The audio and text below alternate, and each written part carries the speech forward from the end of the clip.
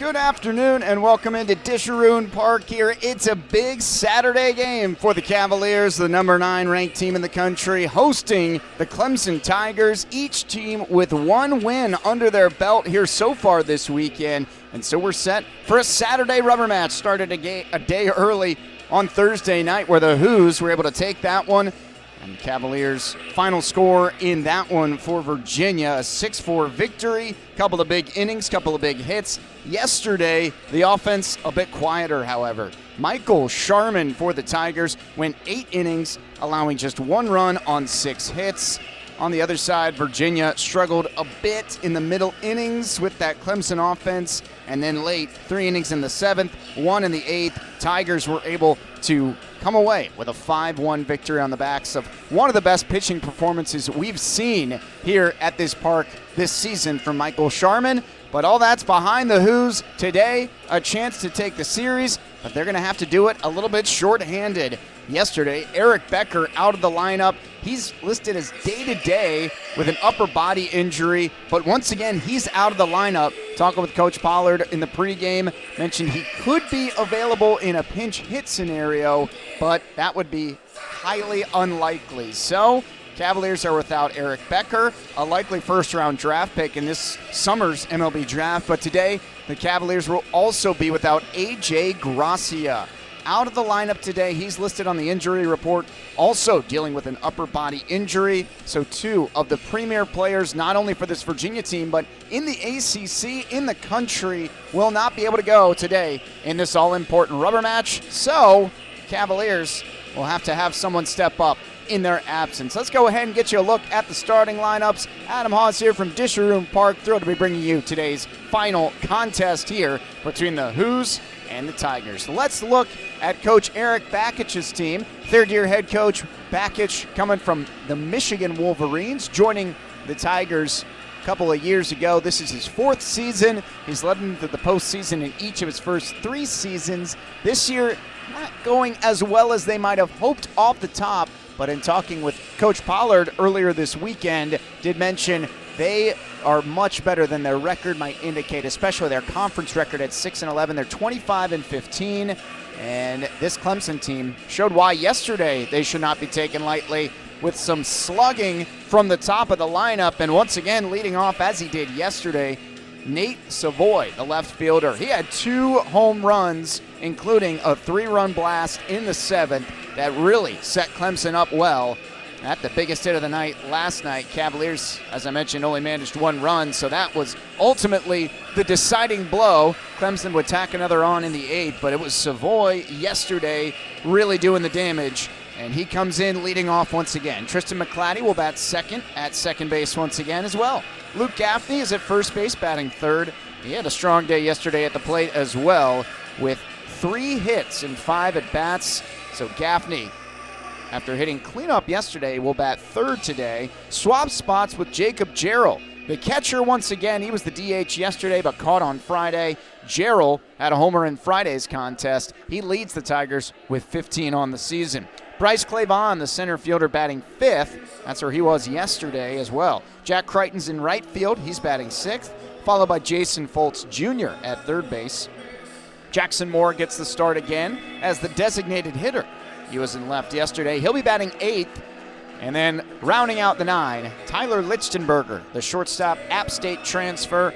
He'll be bringing up the 9 spot. Cavaliers will send the hitters to the plate. Let's look at their lineup with a couple of tweaks, obviously, without Becker or Gracia in the lineup today. They've got Harrison Didewick leading off. He's in left field. Didewick, the hits leader for this Virginia roster, so makes sense as a guy who can get on base at the top of the order, but this will be the first time he's leading off in a game this season. Joe Tiroli will be batting second. He did so yesterday with Eric Becker out of the lineup. Tiroli's out at second base once again. Antonio Parada moves up into the 3-hole. He's the DH.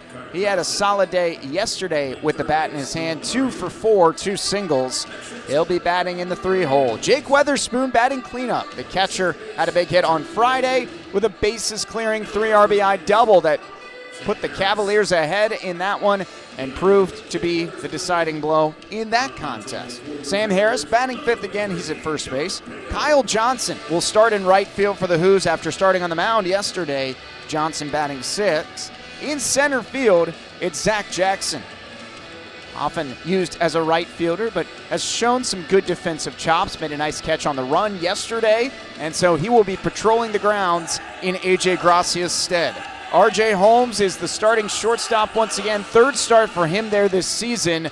He started in place of Becker earlier this year when the Who's took on Stetson, and yesterday filled in for EB as well. So he's at short. Noah Murray's back at third base. He'll be batting ninth today for the Cavaliers. And on the mound, it'll be Dane Moeller for the Tigers. And for Virginia, they will go to John Payon. The true freshman out of Massachusetts is making another start on a weekend. He's had 9 starts this year, a 1-2 record, 33 2/3 innings. He's allowed 30 hits, 22 earned runs, 24 runs total, 35 strikeouts to 16 walks. A 5.88 ERA. Has been a little up and down in his first true freshman season, but really showcases a lot of potential and promise as just a first year. And hoping the Cavaliers can come away with a series win with a win today. It's the Who's and the Tigers. Thanks for listening in today on YouTube here on the Virginia Sports TV page as Virginia men's lacrosse over at Klockner Stadium. You can listen to that on News Radio WINA, where I'm usually calling today's game. But today, here with you on YouTube, and thrilled to be starting once again. And we got a moment here. Looks like John Payon needs a new pitch comm as he steps right off the mound before he even throws a pitch. So got to make sure you're getting the signs in there. And Payon, as the Cavaliers wearing their typical Sunday home throwbacks on Saturday today, with the off-white, the blue, and the throwback V on the caps. Clemson in the orange here on Saturday. Purple helmets and purple letters and numbers. Tigers and the Who's. Now we're set to go with Nate Savoy digging in. John Payon is going to throw his first pitch here against the Clemson's leadoff hitter. And he throws a strike. 93 on the fastball there to start. So Savoy, 2 homers yesterday. Leading off for the Tigers, a dangerous bat at the top of the order. Savoy, the LMU transfer. Hard hit on the ground towards Holmes at short. It runs up on him. His throw is low, but a nice job by Sam Harris to pick it out of the dirt there while stretching over to his glove side. Digs it out, and it's a ground out for Savoy. Promising start for Payon on the mound to get maybe Clemson's hottest hitter. Came in batting .340, leading the team in the lineup today. His OPS over 1,000, 13 homers, 43 RBIs, also leads the team. Payon induces the ground out, though. And there's one away. Here in the top of the first inning, it's Tristan McClatty, the second baseman now. Junior out of Harlem, Georgia. And some of the best speed on this Clemson roster as well. He waits for the first pitch and takes a called strike. John Payon looking to get back to a little bit more positivity on the weekend starts here. First season in the ACC, as that one is fouled back. It's 0-2.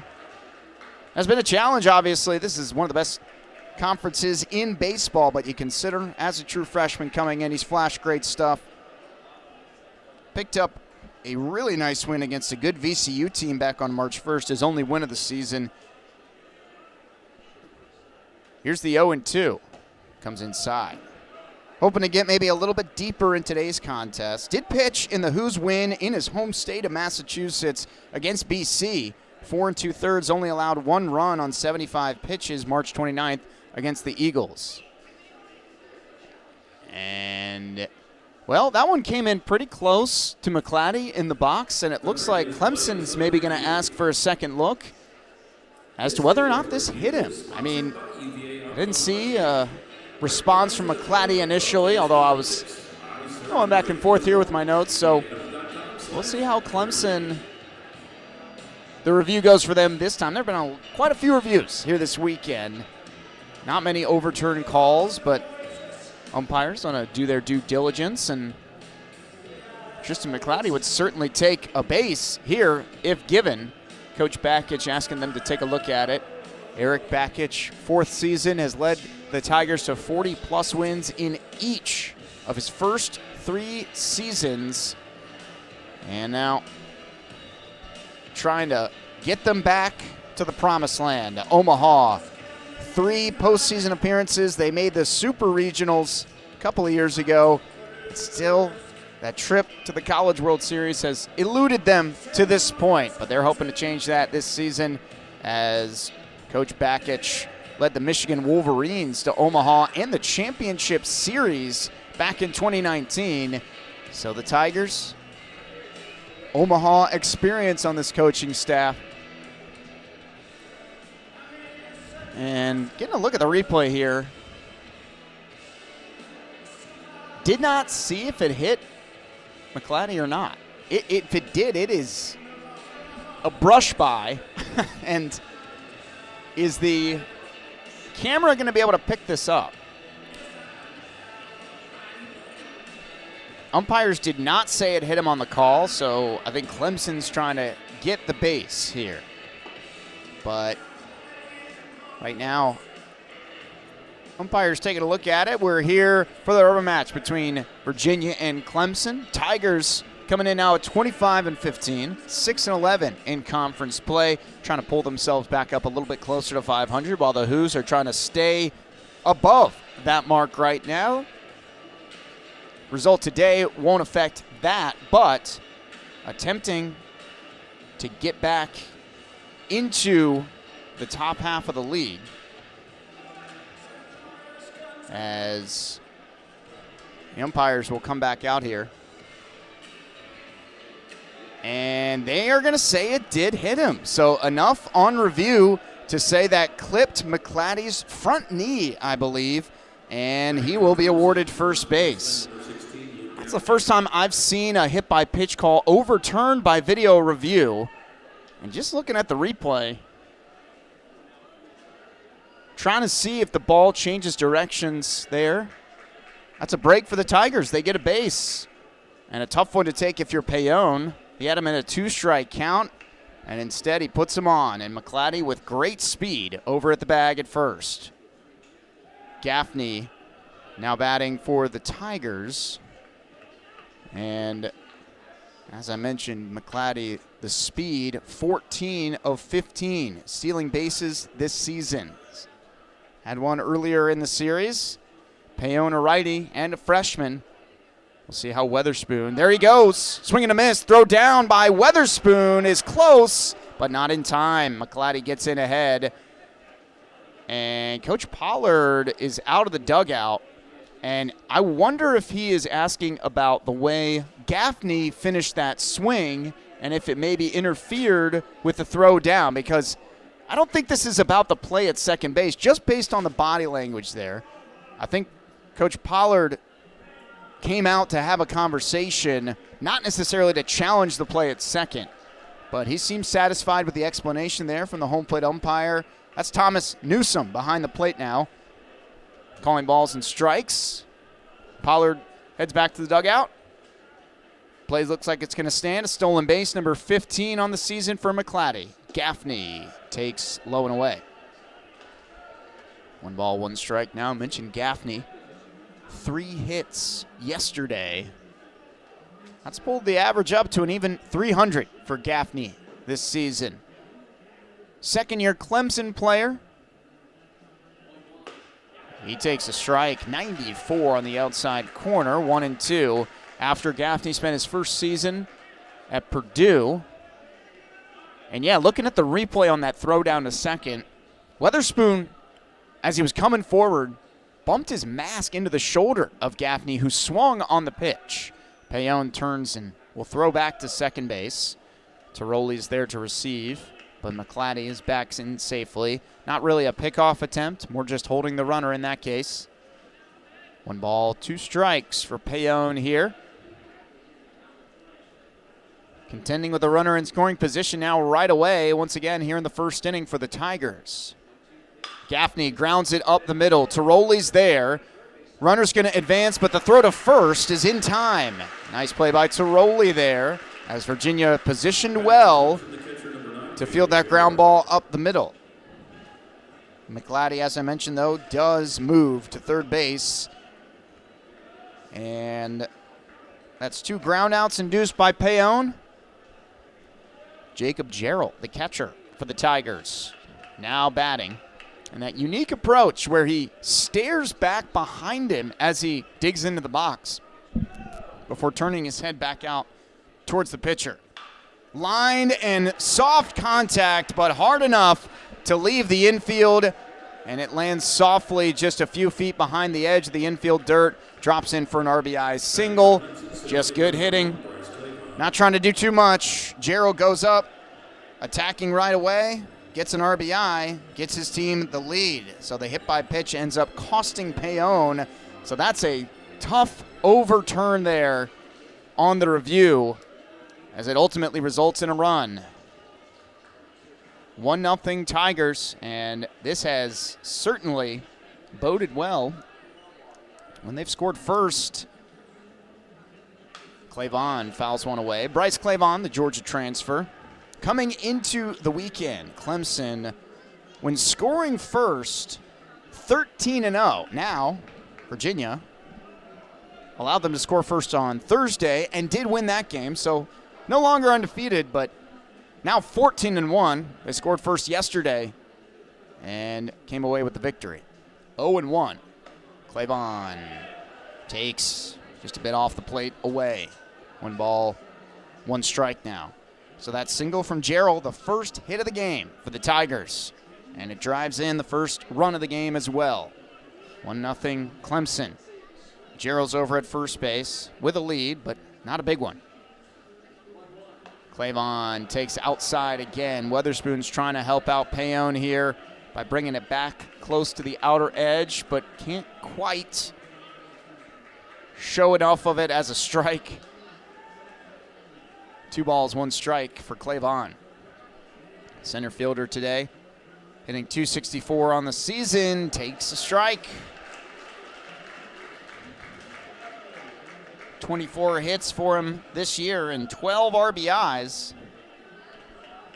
Clavon yesterday went 2 for 4 with an RBI, a walk as well. Productive day, batting in the middle of the order, led off on Thursday. Goes down swinging here, though, as Payon ramps up to 96 on the fastball, gets his first K, and heads back to the dugout. But Clemson strikes first. Here in the top of the first inning, an RBI single from Jacob Gerald after a hit by pitch, put a base runner on. Hoos will have to make up some ground right away, and they'll do so without Becker or Gracia in the lineup today, but they get their first look at Dane Moeller when we return here at Disharoon Park. Rubber match between Virginia and Clemson. First Citizens offers local commercial and personal banking expertise, delivering best-in-class financial services.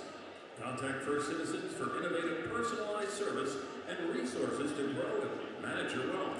Discover more at firstcitizens.com. First Citizens Bank is a member FDIC.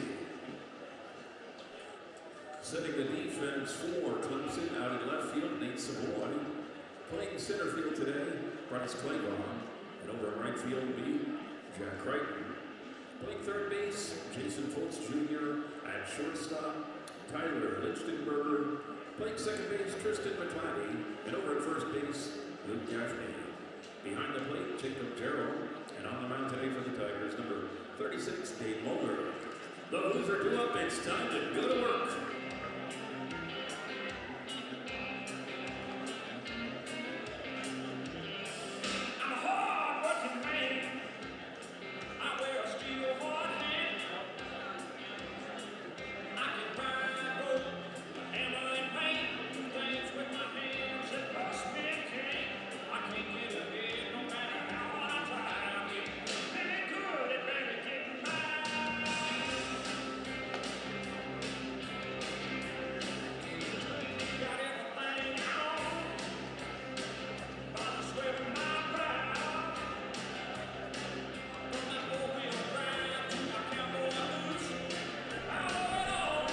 Bottom of the first inning here at Disharoon Park. Virginia already trailing Clemson by 1, but the first offensive opportunity for Virginia coming to bat here in the bottom of the first. They'll be facing Dane Moeller on the mound today for the Tigers. Moeller, a redshirt freshman, basically, second year in the program, but Moeller, 6'2", out of Marietta, Georgia, missed all of last year as his first pitch to Harrison Didowick is taken outside. Suffered an arm injury in the preseason. He was slated to be in the mix for a starting job last year. Gets the Sunday job today. This one crushed out to center field. Clavon at the wall, leaps up. It's off the wall. Did it clear it? Ball's still down, so Didowick's still running. He's going to come home anyway, and he will score whether or not it's in or out of the park. A leadoff solo homer for Harrison Didowick, and we are tied right away. Well, that was very close to the yellow line out there in center field. And now Coach Pollard's talking with the home plate umpire, trying to make sure he knows what the call is. That was crushed to dead center field by Didowick. I'm still not sure if that cleared the wall or hit off of it. I think it was off the wall. Clavon went up for it. We're back to action. Now Tiroli turns on one, but that is going to be foul. Well, it's a leadoff solo homer. I'm going to go ahead and say that's an inside the park home run for Harrison Didowick. 0-1 Tiroli ground ball. Stabbed by Foltz and a spinning throw to the bag. And that was close to pulling Gaffney off the base, but he holds it. That's a nice play over there by Foltz. Didowick flipped the helmet up to run home. We're tied at 1. What a start offensively here for the Cavaliers. Harrison Didowick, his 6th homer of the season. And now Parada takes low and inside. Antonio Parada batting third today as the DH. 1-0 count here. And now the 1-0 is taken inside.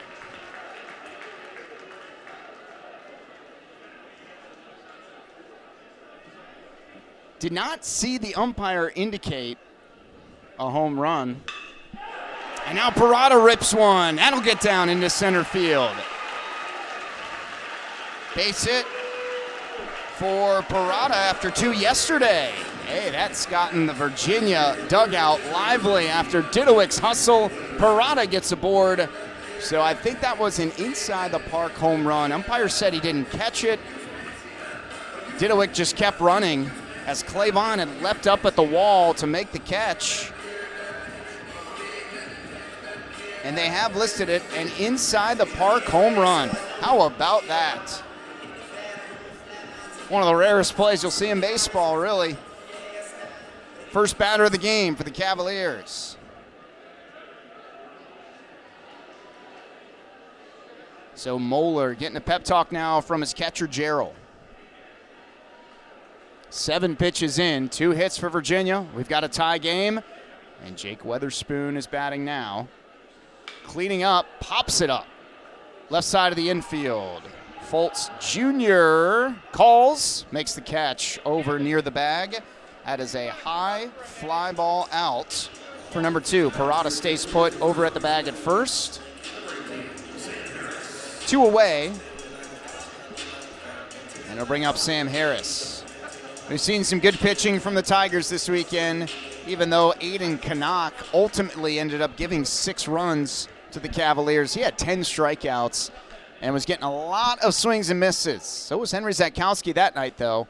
Fortunately for Virginia, started for them, went 7 strong innings of quality pitching. Sam Harris swings and misses at the first pitch. He's down 0-1. Harris, the first baseman. And the home plate umpire comes out to signal, I think, to both the pitcher and the infielders about making sure the pitch comes when everybody's ready. That's a foul ball back, and it's quickly 0-2. Parada over at first base. Harrison Didowick sends a jolt through the ballpark with an inside-the-park home run to start this game off. His 6th of the year. It's tied at 1 now, but can Virginia push ahead? They've got a runner on. Parada acted as if he was going to go, and that's a foul ball.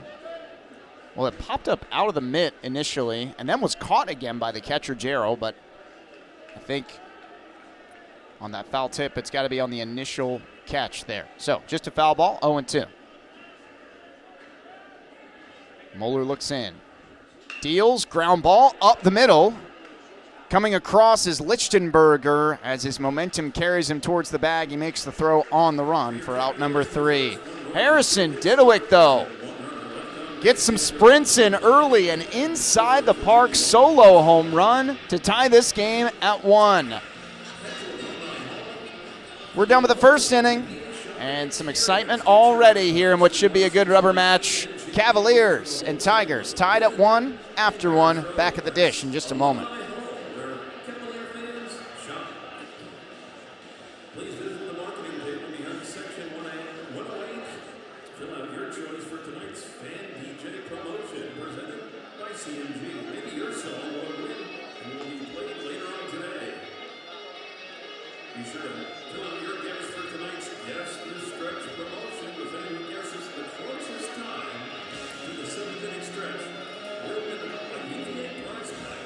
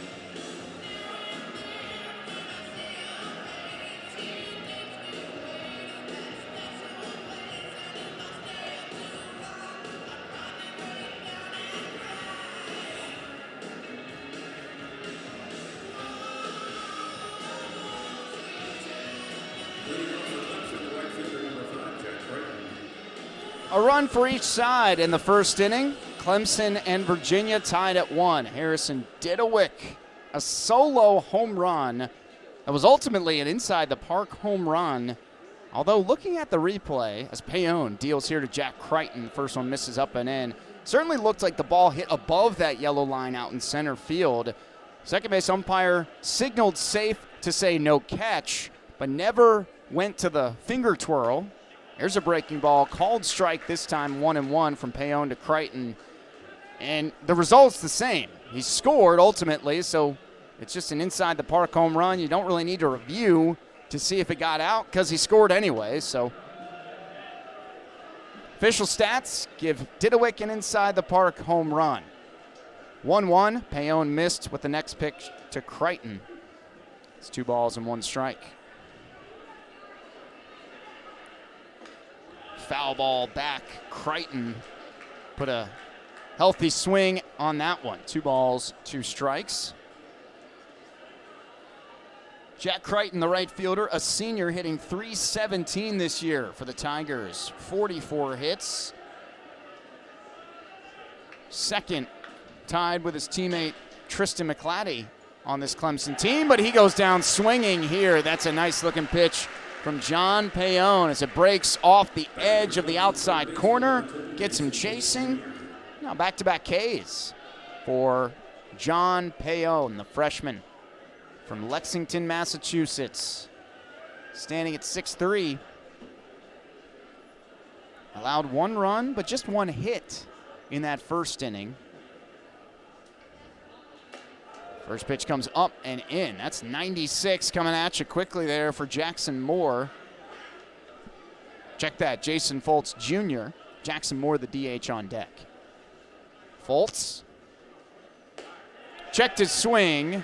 Umpire appeals down. That looks pretty cut and dry right there, though. He offered. It's 1-1. Virginia going for another ACC series victory today after dropping 2 of 3 to Florida State in their only home series loss. There's another swing and miss from Fultz. It's 1-2.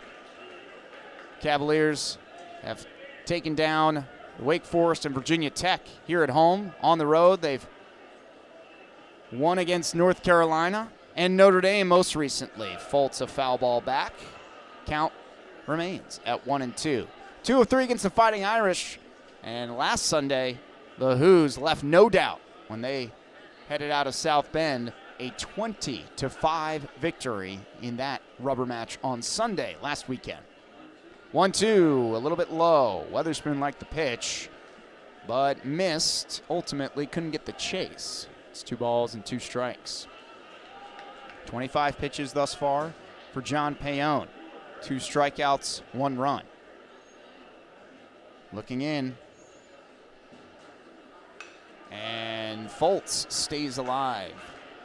A freshman in the lineup. One of 2 starting freshmen, the other, Jackson Moore, behind him. Fultz hitting .286 this season. Has seen regular time in his first year, 28 appearances, and this is 23rd start. 2-2. Breaking ball called. Strike 3 this time. Payon's on a run. This is a backwards K, and it's the 3rd consecutive strikeout for John Payon. 2 up, 2 down here in the top of the 2nd inning. Looking for a 1-2-3 frame. He'll face the DH, Jackson Moore. Moore yesterday, 0 for 3, but reached on a walk. Swings out of his shoes nearly there. Breaking pitch that came low and inside to the lefty. That's tough for them to deal with, but a lot of times you can get that swing if it looks like it's going to stay up and then dives towards the back feet. Good pitch for a right-handed pitcher, but that one came a little too far inside, and that's the trade-off. I mean, we saw that in the first inning. Payon coming low and inside and just barely nicking Tristan McClatty. In fact, they had to go to replay review to confirm that it hit him. But that awarded him first base, and he scored the game's first run. We're tied now, though. And that one comes in and hits Moore. So having a little trouble against some of these lefties, it looks like, as that's the 2nd one he's hit, and he puts another runner aboard.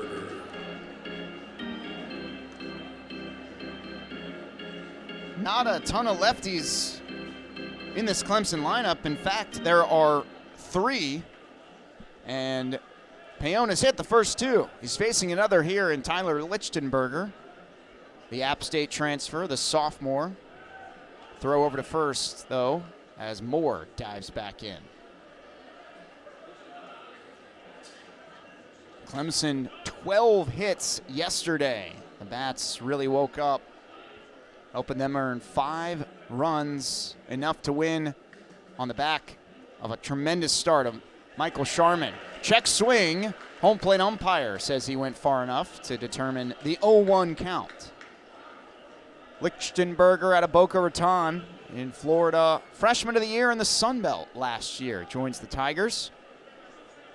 He's got a pretty good glove out at short, hitting .262 at the plate.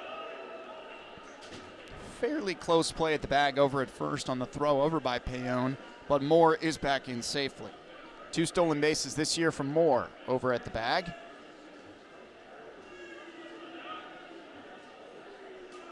Payon gives him another look. Pretty good lead as Lichtenberger has him. That's the throw over. They've got him picked off. A little too big of a lead there. John Payon says, no, sir. That's my base there, and he's out. The pickoff ends the frame, and he faces 4 batters ultimately to get 3 outs. Cavaliers keep the Tigers off the scoreboard. Bottom of the 2nd inning coming up. Hoos will look to take their first lead when we come back here at Disharoon Park.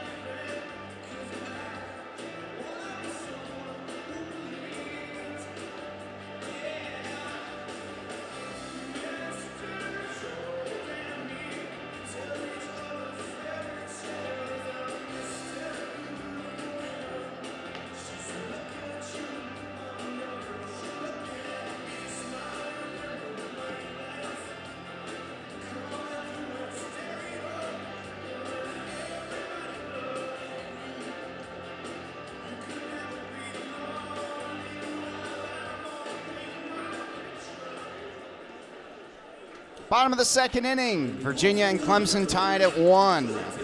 Had a little excitement leading off last inning. We'll see if the Hoos can match that, although it'll be pretty tough.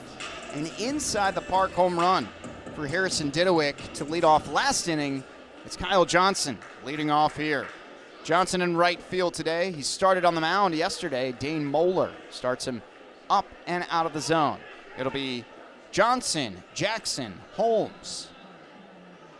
6, 7, 8 in the order for Virginia here. Moeller misses outside. Kyle Johnson with the bat this year. No slouch. 278, 5 homers, 18 RBIs. Had a big home run in the rubber match against Wake Forest here last month. 3-run home run that surged the Cavaliers ahead. There's a swing and a miss. Count is 2-1. Dean Moeller, freshman out of Marietta, Georgia, a redshirt freshman. Johnson stings one the other way. It's out of play, foul, 2-2. Missed last season after being rated the 54th best freshman in the nation preseason by D1 Baseball.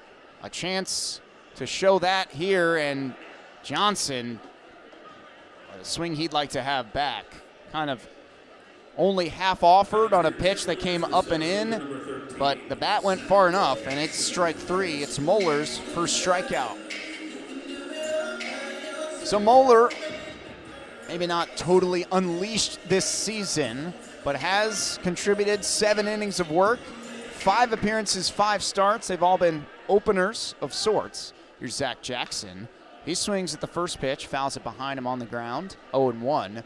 But Moeller in those 7 innings has only allowed 3 earned runs, 5 hits, 9 strikeouts, 2 walks, a 3.86 ERA. So if you consider that, basically a full start on the season as Jackson fouls another one back.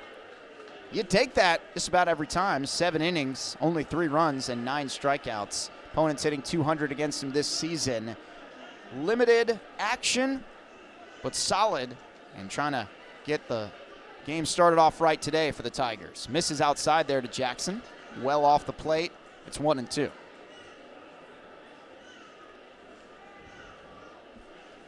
No more than 2 innings in any of his previous 5 starts, though. Jackson swings, comes up empty. Back-to-back Ks here for Moeller. That may change today if he finds a little groove here, but have to think Clemson will utilize the full extent of their bullpen. They have not used too many pitchers this weekend. Used 3 on Friday, only needed 2 yesterday. After Sharman, they went to Hayden Simerson to pitch the 9th, and he only threw 7 pitches.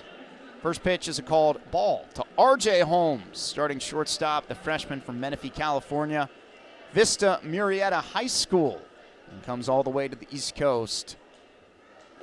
Takes a called strike, that time from Moeller.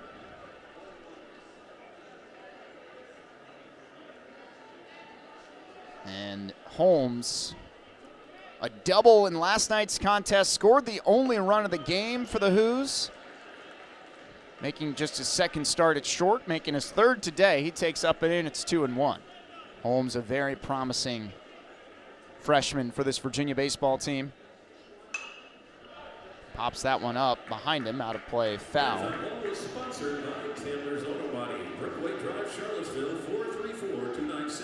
And you consider who he's replacing.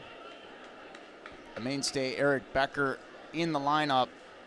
Big shoes to fill, but Holmes is just doing himself. That's a close pitch on the outside corner that a few Clemson infielders thought was strike 3. It's not.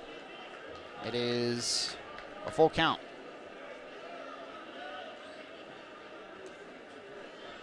Moeller, the payoff pitch, grounder towards the shortstop. Backhand stop by Lichtenberger. Long throw, but a big stretch there from Gaffney on the bag. And it is a 1-2-3 inning for Moeller in his 2nd inning of work. Matches John Payon, essentially. And each side posts a 0 after allowing an opening inning run. We're through 2 here at Disharoon Park.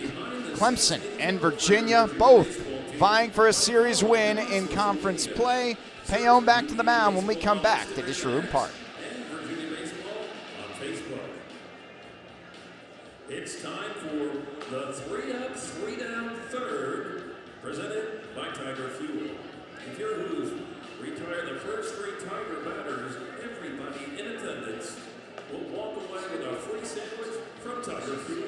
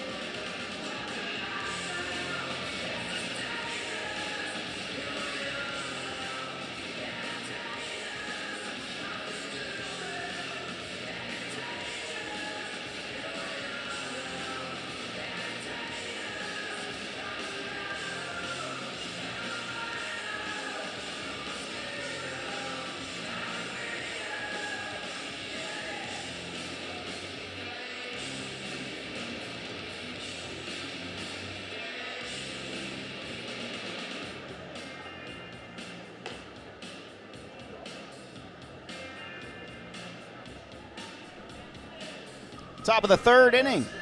Virginia and Clemson here at Disharoon Park. Adam Hawes coming to you here in Charlottesville. While Virginia goes for the series win, it's 9-1-2 in the order here for Payon. His third inning of work, he allowed a run in the first, none in the second though. He's only allowed 1 hit. Tyler Lichtenberger leading off here for the Tigers, the shortstop. And there's a breaking pitch taken for a called strike. 0-1. Lichtenberger was at the plate last inning, but John Payon picked off Jackson Moore over at first base to end the frame. 0-1. Another called strike. Lichtenberger, freshman of the year in the Sun Belt last year. Watches. And that is a ball just off the plate. Hit .343 for the Mountaineers last year, Lichtenberger. There's a breaking ball outside. Reliable defense, and came in right away and won the starting shortstop job in the fall for this Tiger team. 2 balls, 2 strikes here from Payon. Drives this one high in the air out to right. Kyle Johnson on a run, though. Makes the catch in front of that big scoreboard out in right center field. Out number 1. Well, Kyle Johnson showing the athleticism there on the mound last night. Out in right field once again. Right in front of those 7 World Series logos out there at the base of the scoreboard. 7-time Omaha program. Cavaliers and the Tigers both trying to make their way back to June's college baseball promised land. That one's fouled away by Nate Savoy. Savoy grounded out to short his first time up after a big day yesterday at the plate. Couple of homers. Grounds this one foul. He pulled it a little bit out in front. 1 in the 3rd inning off of Kyle Johnson, and then 1 in the 7th off of Jacksel. 9 total bases yesterday. He's swinging a hot bat. Also had a stolen base for good measure. All over the place. Lines this one back to the net. Still 0-2. Another promising young player transferring in to this Tigers roster after he was at LMU. That's Loyola Marymount last year. 20 homers as a freshman for the Lions of LMU. 1 pole, 1 opposite field homer yesterday. Savoy down 0-2. Drops the breaking pitch. Pretty good, but maybe just a little touch inside there. 1 ball, 2 strikes. That was pitch number 40 for John Payon. Hoping to get a little bit deeper today than his last couple of starts. Second time through the order now. Savoy lines one the opposite way. Johnson not going to be able to get to it. And even if he was a little late on the 94-mile-an-hour fastball, just so strong to line that one the opposite way, get it through the infield. He's on the board with his first hit. Clemson's got another base runner here in the third inning. But Payon this season, last two starts, 2 2/3 against Florida State on April 4th, and then 2 1/3 against Notre Dame last weekend. Of course, Hoos cruised in that win with a 20-5 victory. Savoy took off like he was going to go before throwing on the brakes. McClatty put a swing on it and fouled it away, 0-1. Obviously, though Savoy has great power, he's got solid speed. 5 stolen bases after he had one yesterday. And Clemson's already tested Payon and Weatherspoon. In fact, it was McClatty, a stolen base back in the first inning. Another pitch that comes close to that back knee, and that's what got Payon in trouble last at bat. Just a little bit too far inside. And though initially the umpire did not rule he was hit by a pitch, upon review, they awarded him first base. He also hit Jackson Moore, another lefty in the lineup. Here's the 1-1. Payon will turn and throw. We'll see if Clemson, after getting picked off now once, shortens up those leads over at the bag. Savoy trying to get himself in a scoring position here as Harris holds the bag. McClatty, 1-1. That one comes behind him and hits him again, and Payon is just not locating these pitches against left-handed hitters right now. That's the third time he has hit a batter. McClatty the second time.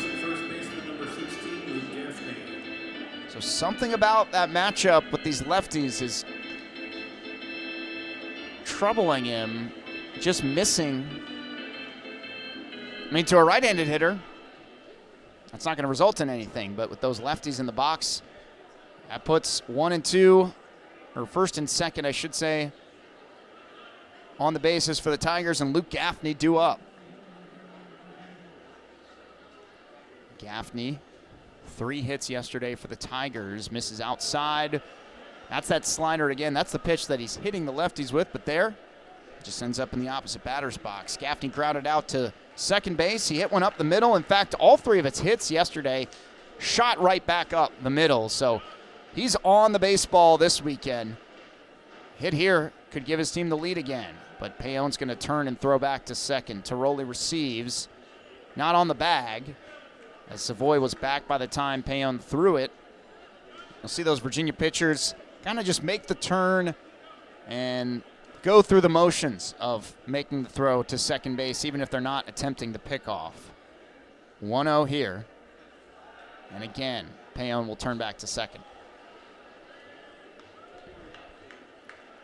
And Gaffney still awaiting his next pitch. 1-0. Obviously, the heart of this Clemson order. With 1 out, Gaffney grounds it up the middle. Holmes fields it, flips it to Tiroli for 1, over to first. It's a 6-4-3 inning-ending double play. Well, Gaffney's been sending the ball back up the middle, and that one worked out for the Hoos. Nice fielding by Holmes. Nice turn by Tiroli. Harris to receive, and the Cavaliers get out of the inning. No damage done. Looks like it'll be just 2 innings for Dane Moeller, as the Tigers will bring in a new pitcher. We'll tell you who it is and all about him, as the Cavaliers another chance to take the lead in the bottom of the 3rd inning when we come back. Through April 30th, you will get a free once-in-a-lifetime experience to Sugarloaf Mountain with the purchase of a gold or silver package. Just use the code SUGARFREE at checkout. Scan the QR code on the video board and visit collegefootballbrazil.us to get your travel package today. And fans, be sure to stop by the marketing table to pick up the second series of trading cards while supplies last.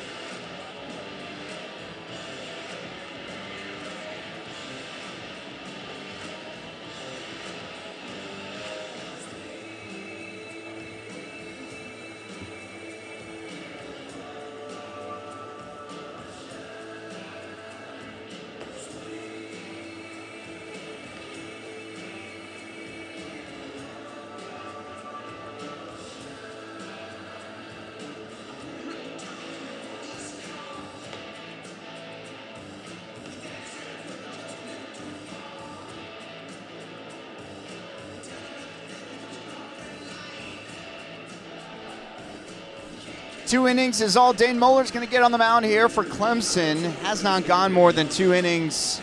Again, last year was set to be a part of the weekend rotation, but then had to go through Tommy John surgery after a preseason injury, so he's probably still working his strength fully. This year might be more of a recovery year, but only allowed 1 run in 2 innings. As the Tigers will turn things over now to Danny Nelson, number 37, the 6'1" righty, another freshman from Hershey, Pennsylvania.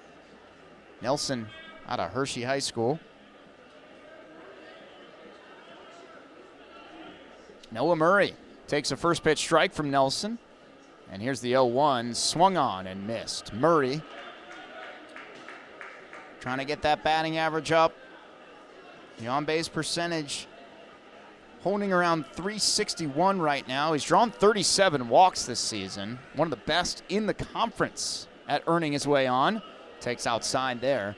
But just hasn't been able to find consistent hits with that bat. He's played a pretty good defense over at third base, though.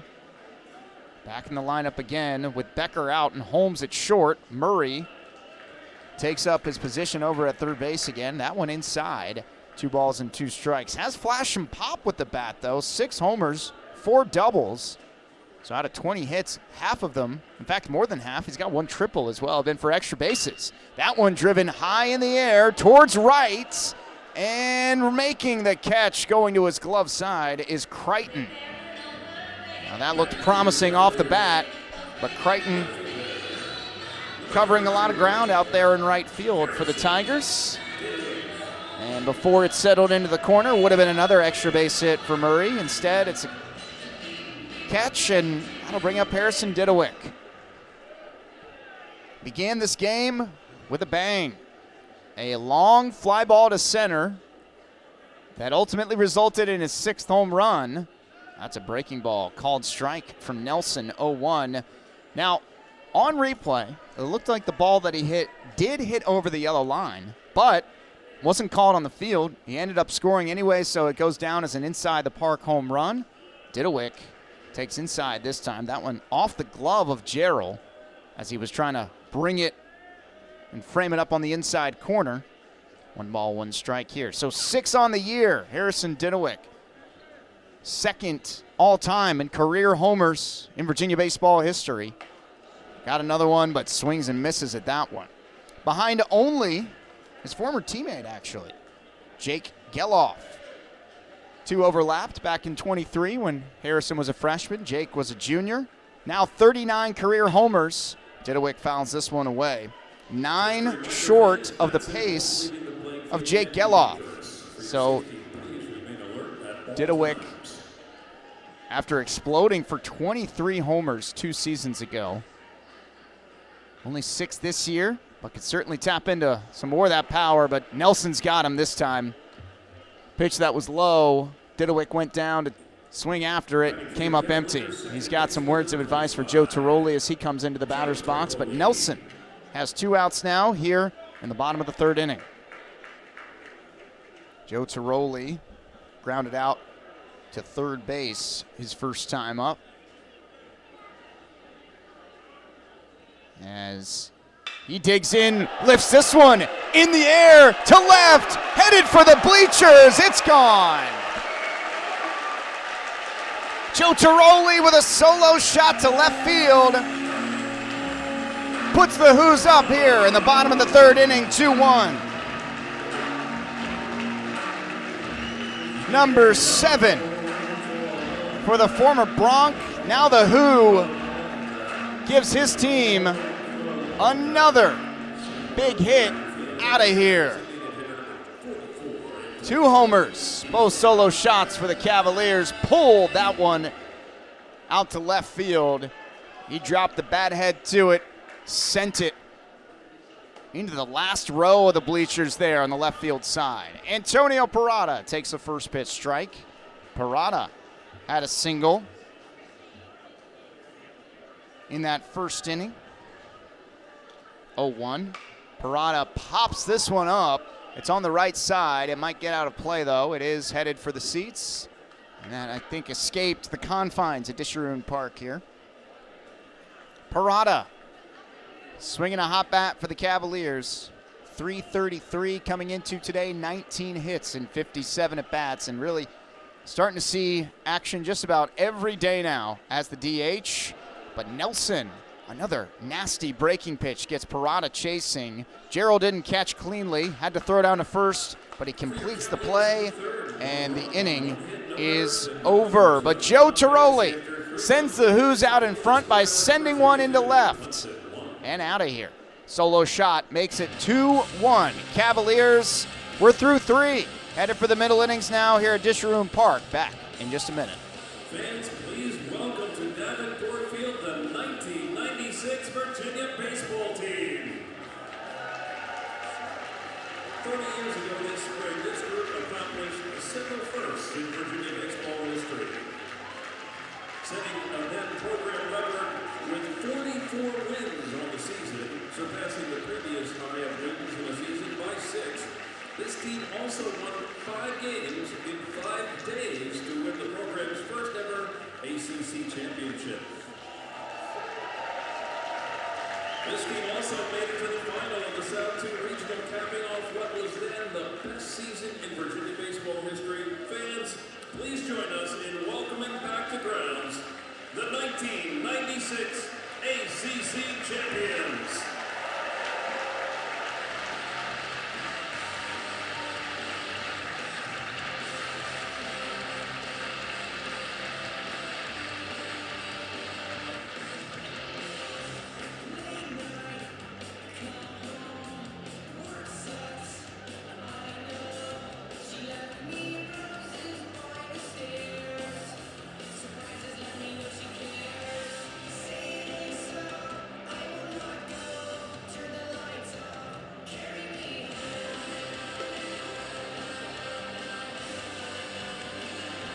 Three innings down, Who's now with the lead. After the solo homer by Joe Tiroli in the bottom of the third, that makes it 2-1 Cavaliers. Clemson struck first in the top half of the first, but 2 runs since for the Cavaliers, both on solo homers. Now John Payon is back to the mound after he got a big inning-ending double play in the third, eliminating that Clemson threat. Back out for the fourth here, facing Jacob Gerald. He puts a big swing on the first pitch, but only got a piece. Tipped into Weatherspoon's mitt. He's got the lone RBI for the Tigers offense today. Just a shot single to right. Cavaliers were playing him to pull, but probably would have gotten over the infield no matter the positioning. Dropped it in for an RBI. Payon missed outside there. He's yanking a few of those breaking pitches. We've already seen him hit 3 left-handed batters. For the righties, he's just missing outside, but see if that affects how he pitches in some of those matchups later on. Check swing from Gerald. He went, says the first base umpire. 1 ball, 2 strikes. 82 miles an hour, but tailing away from the righty. He's had that pitch working in these situations. 1-2. Payon looking for a big first out here against the Clemson cleanup hitter. Gets him swinging. Payon, his 4th strikeout. Had a run of 3 there at the end of the first and the beginning of the second inning. And 4 strikeouts, no walks, although you do factor in the 3 hit by pitches, so very solid today. Pitching with the lead for the first time this afternoon. Just 2 hits for the Tigers. Clavon takes a strike. That's 94, so Payon really showing a mix of speeds here. That slider sitting in the mid-80s. Changeup as well, and that one coming in at 81 miles an hour. That fastball sitting in the mid-90s. Another one, strike 2. He's at 52 pitches right now, so a solid pace. As the Who's look for Payon here. They've got Max Stamble available today as well. The 0-2 here. Clavon takes strike three. 1, 2, 3. Fastball, fastball, fastball, K. Not too complicated there for Payon. He gets number 5. 2 up, 2 down. Facing Jack Crichton now. Clavon down on strikes for the second time today. First time was swinging, second time looking. Crichton went down swinging his first time. And that one, another one that misses outside. It's 1-0.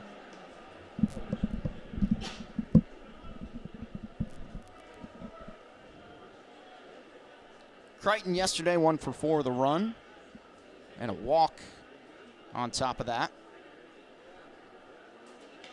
1-0 just misses outside. Weatherspoon wanted the call. Not going to get it. Crichton 0 for 4, but a run scored on Thursday, excuse me.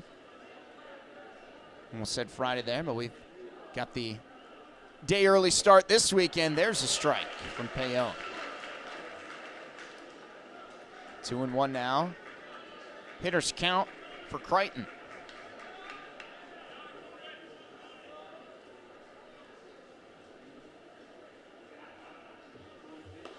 And that one misses outside. 3 seasons in his 4th. Steady, consistent player, Jack Crichton. Trying to earn his way aboard here to extend this inning and get the tying run aboard now as the Clemson trails. 3-1, back with the fastball called strike at 94. Full count, payoff pitch coming. Virginia fans hoping for a shutdown frame after they took their first lead in the bottom of the 3rd inning. Payon trying to hold it here. The payoff pitch swung and, well, he missed it, but the ball rolls over towards the third base dugout. I thought he fouled it, but he is going to reach after a strikeout. That is always one of the most frustrating ways for a pitcher, for a batter to reach base. Weatherspoon just couldn't handle the pitch there. Not sure if the swing affected his ability to make the catch there. That was a fastball, so came in under the hands. And Weatherspoon there probably wishes he had another shot at that pitch from Payon. It's going to bring up Jason Foltz Jr., the third baseman. And the runner's going right away. Weatherspoon throw down. He's got him. Makes up for it with a seed out to second base. And Crichton slides right into the tag to end the inning. 2 strikeouts and Weatherspoon catches Crichton trying to take second.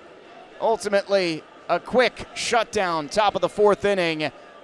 Cavaliers hold on to their lead. It's 2-1. Danny Nelson returns to the mound for the Tigers as the Cavaliers will look to add to that 1-run advantage when we come back.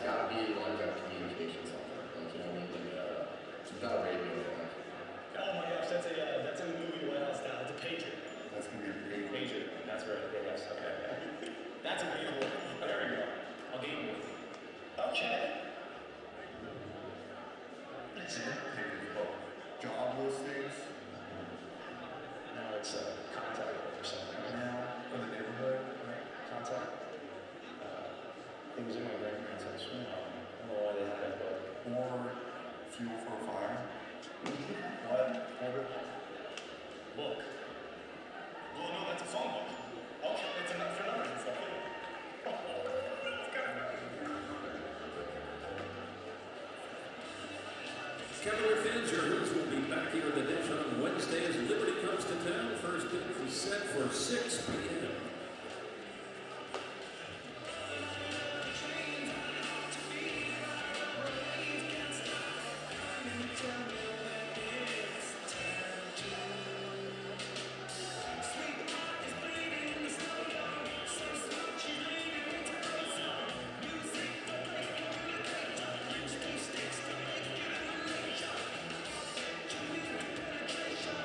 Leading off for your Cavaliers, the catcher number 16, Jake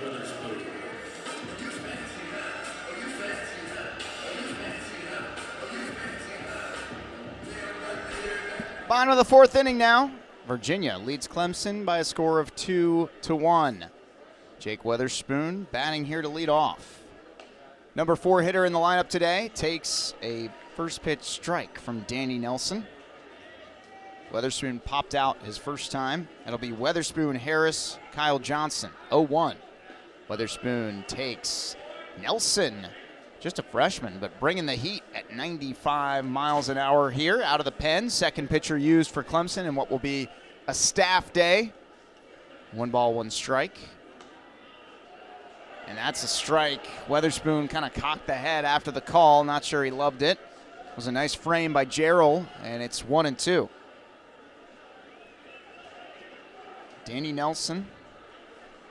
The 1-2 misses low and away.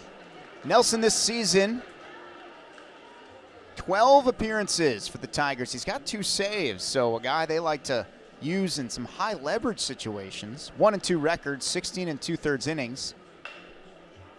Chopper past the mound, charging in Lichtenberger, and he's showcasing the glove there with the sure hands, gets to it and fires to first in time to get Weatherspoon hustling down the line for out number 1. Taking a look at Nelson's numbers once again, 16 2/3, 9 earned runs, 28 strikeouts to 5 walks. That is a theme of a lot of these Clemson arms.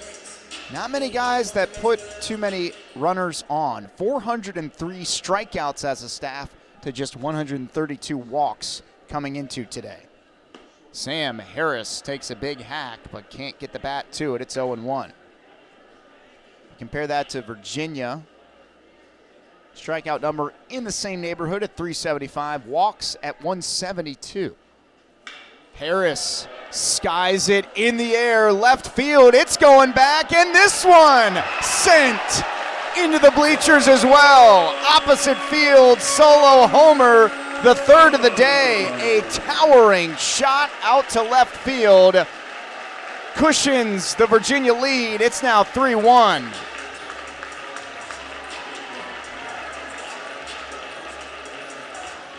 Harris's 12th of the year. And that opposite field power is something to behold from Sam Harris. Launched it into orbit. And another fan with a souvenir out there in left. 3-1 Hoos. Kyle Johnson now, as Danny Nelson has surrendered his second home run. Johnson takes up out of the zone, 1-0. 3 solo home runs. Virginia using the long ball. Here's the 1-0. Johnson was gearing up for maybe number 4. Unfortunately, he comes up empty there, 1-1. 4 hits for Virginia. 3 of them have left the yard. 1-1. That is a good-looking pitch, but an even better take. 97 just off the plate away. It's ball 2. Hitters count now. You got Johnson up, Jackson on deck.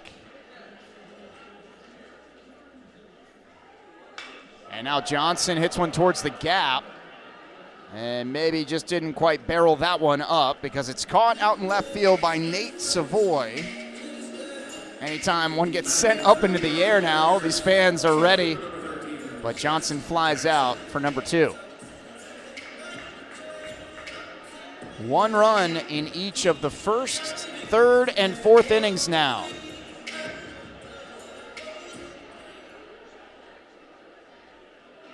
Zach Jackson now, he struck out swinging against Moeller his first time up facing Nelson here.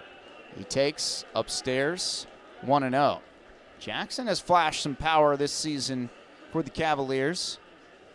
Average today coming in at 212, but 5 homers, 17 RBIs this year. He swings, just gets a piece though. Roller back behind home plate. Looks like Brendan Cowan tasked with retrieving foul balls today, and he stocks the umpire's supply as well while he's retrieving that one. It's 1-1 here as Nelson looks over the glove and winds, deals. Jackson, another good swing, got a piece, but it ends up in Gerald's mitt for strike 2. Jackson, a former Duke football player, made his way to the diamond. Has always been a baseball player as well, but now solely a ball player here for the Cavaliers. That one fouled away, and it's 1 ball and 2 strikes. He's actually recruited to the Duke football team by former Duke football coach Mike Elko. I asked Coach Pollard about Jackson's journey to the diamond earlier this season. Very happy to have him here in Charlottesville. That's a swing and a miss, though. 98 at the top of the zone coming in from Nelson. He seemed like he reared back on that one. Hardest ball we've seen from him. But another hard hit solo home run. Sam Harris delivers another solo shot to add to Virginia's lead. It's 3-1. Cavaliers after 4. John Payon pitching well. He'll return for the top of the 5th when we come back. All right, fans, it's time for the delivery of the game, presented by Papa John's. What's today's lucky row, and who is going home with coupons for free pizza? It's section 110. That's section 110, row H. Row H as in hungry for delicious, mouth-watering Papa John's pizza. Congratulations! You are today's recipients of the delivery of the game, presented by Papa John's.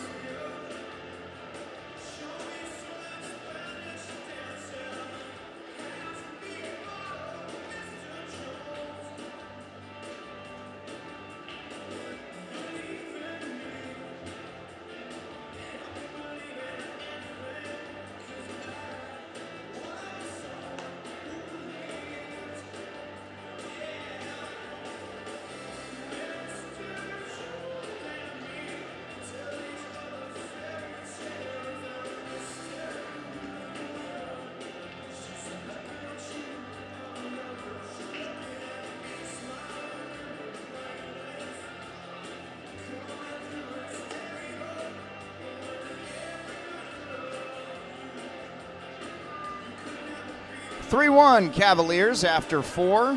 3 solo homers from Harrison Didowick, Joe Tiroli, and Sam Harris have paced the Virginia offense today.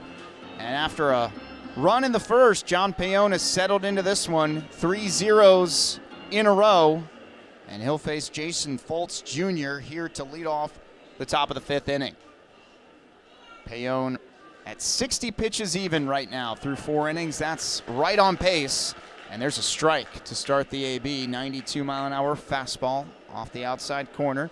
Nobody throwing in the Virginia bullpen, so they feel confident with what Payon's got at the moment, but certainly ready to jump in if need be. And Foltz will lead off this inning with a single line shot to left field to reach base. It's only the second hit of the day for Clemson. They've all been singles, but it is a leadoff base runner, and Clemson did such a good job of that last night especially, and they're doing it again here leading off. First time they've had the leadoff runner aboard. Jackson Moore was hit by a pitch last time, and John Payon has faced 4 lefties. As that one comes in, it jams him up, but he swings the offer as he tried to pull those hands through. It's 0-1. 4 left-handers have had at-bats, 2 from McClatty, and Payon has hit 3 of them. In fact, McClatty's been hit twice. Payon drops another strike there. He's ahead 0-2. Foltz, no indication he's looking to take a bag over there. Jack Crichton was thrown out trying to steal second base to end the 4th inning. Payon, 0-2. See what he goes with here. And he gave him the fastball outside, missed, 1-2.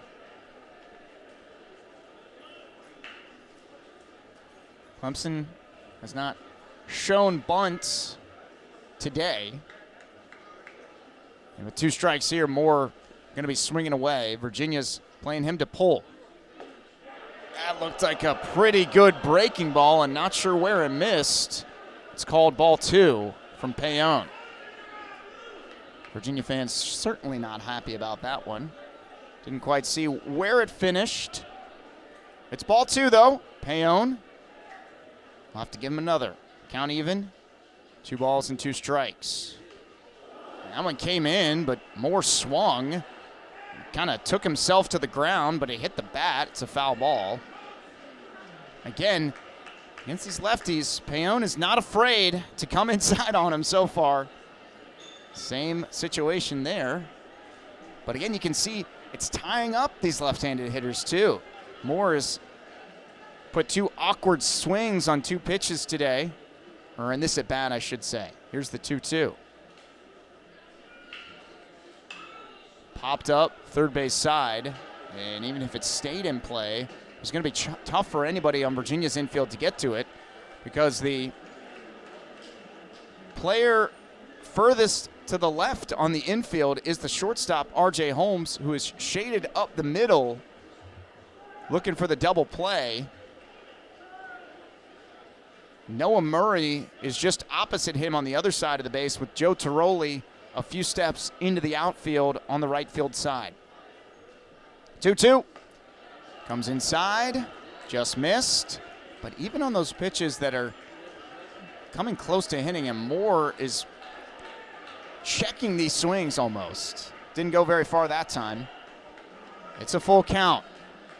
This has been a battle here. Payon looking for an out. Clemson looking for another base runner. Down 2. Runner does not go. It's a foul ball. It was off of Weatherspoon there, as Fultz over at first base sort of indicated like he was going to go with a few steps before stopping short. But he's looking for a head start, especially on anything on the ground here in a 3-2 count. Nobody out, though, so still have to be a little bit careful. There's a swing and a miss. Payon gets the lefty swinging this time, and it's another strikeout. Big first out here. And Moore, a pretty good at bat there to work the count, but Payon ultimately wins the battle. Thought he might have had him earlier in the count on the breaking ball. Got the swing and the miss on that one. And now pitching coach Brady Kirkpatrick is going to go out to talk with John Payon, talk about this approach. Lichtenberger is the lefty, number 9 hitter. He was the only lefty that was not hit by a pitch first time through the order, and then second time we'll see the result here. But Moore struck out. Now Lichtenberger hit one hard towards the gap in right center, caught by Kyle Johnson. Lucas Hartman is up and perhaps ready to come in for Virginia if they need him, and they will make the move. So Payon does his job today. 4 1/3 limits the Tigers to just 1 run on 3 hits. He will be responsible for the runner over at first base, though. But Lucas Hartman, one of the ACC's best relievers, comes on out of the pen in right field. Payon's day done after 71 pitches. He'll exit here in the top of the 5th inning. His team ahead by a score of 3-1. Now it's up to the bullpen to hold on and carry Virginia, hopefully, to this series victory. We'll return to Dish Room Park in just a minute as Lucas Hartman enters the ballgame.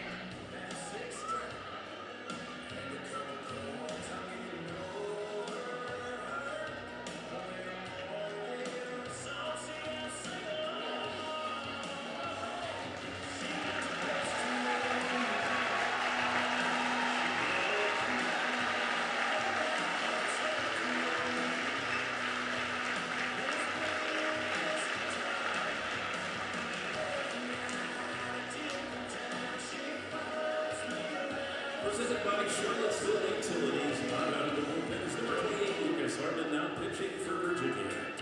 Charlottesville Utilities reminds you to always call Virginia 811 before you dig. Visit charlottesville.gov/utilities.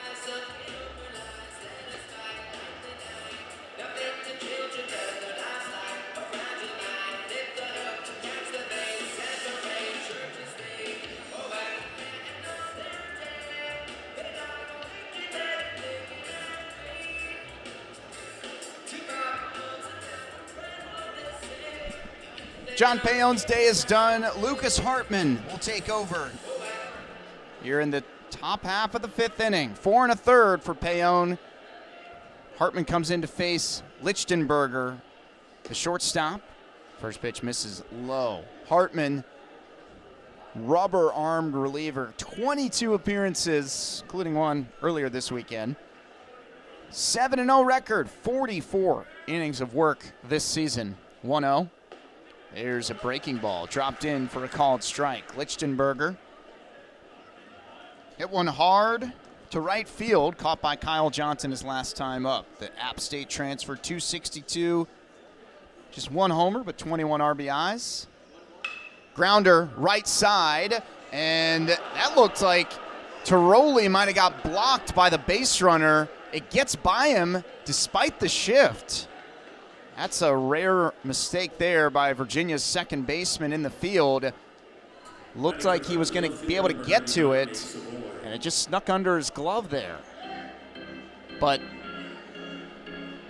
Fultz might have been running a little interference on that one that could have caused that. And Fultz makes his way to third base as well. So a single for Lichtenberger. And now the dangerous Nate Savoy at the plate with runners at first and third. Single to right, Savoy's last at bat. There's a strike. 20 homers last season for Loyola Marymount. Savoy, 2 yesterday. Just 1 for 2 today, though. Hartman, a big moment here. 4 hits now for the Tigers after that last one from Lichtenberger. Check swing. Oh, and the first base umpire says no. I think every fan in here disagrees with that call. 1-1 now. Boy, Savoy doesn't need any help up there. That's a tough call for Hartman. Quick throw to first, though. He's safe back in. Now the first base umpire down there, Connor Hoagland. Not going to be friends with many Virginia fans after that call, but it's still just a 1-1 count here. Hartman delivers. Has him out in front, a full swing. That time is a strike, 1-2. Lucas Hartman just a 2.25 ERA this season. A lot of room on the right side of the field where Savoy hit his last single. Here's the 1-2, fouls it back. 1 ball and 2 strikes now. Saw Hartman on Thursday night. He pitched 1 inning, allowed 1 run on 1 hit, 1 strikeout, 1 walk. Through 19 pitches, faced 5 batters in that outing. It's off the glove of Weatherspoon. The runner at second is going to go. Savoy is out because first base was occupied. So it's a called strike there. Weatherspoon did not make the catch, but Savoy is out. Runner advances to second base. That's Lichtenberger, but the runner at third stays put. It was a strike on the call, even though Savoy kind of checked his swing. So Weatherspoon just didn't handle that one, but it's still a strikeout. It's still out number 2.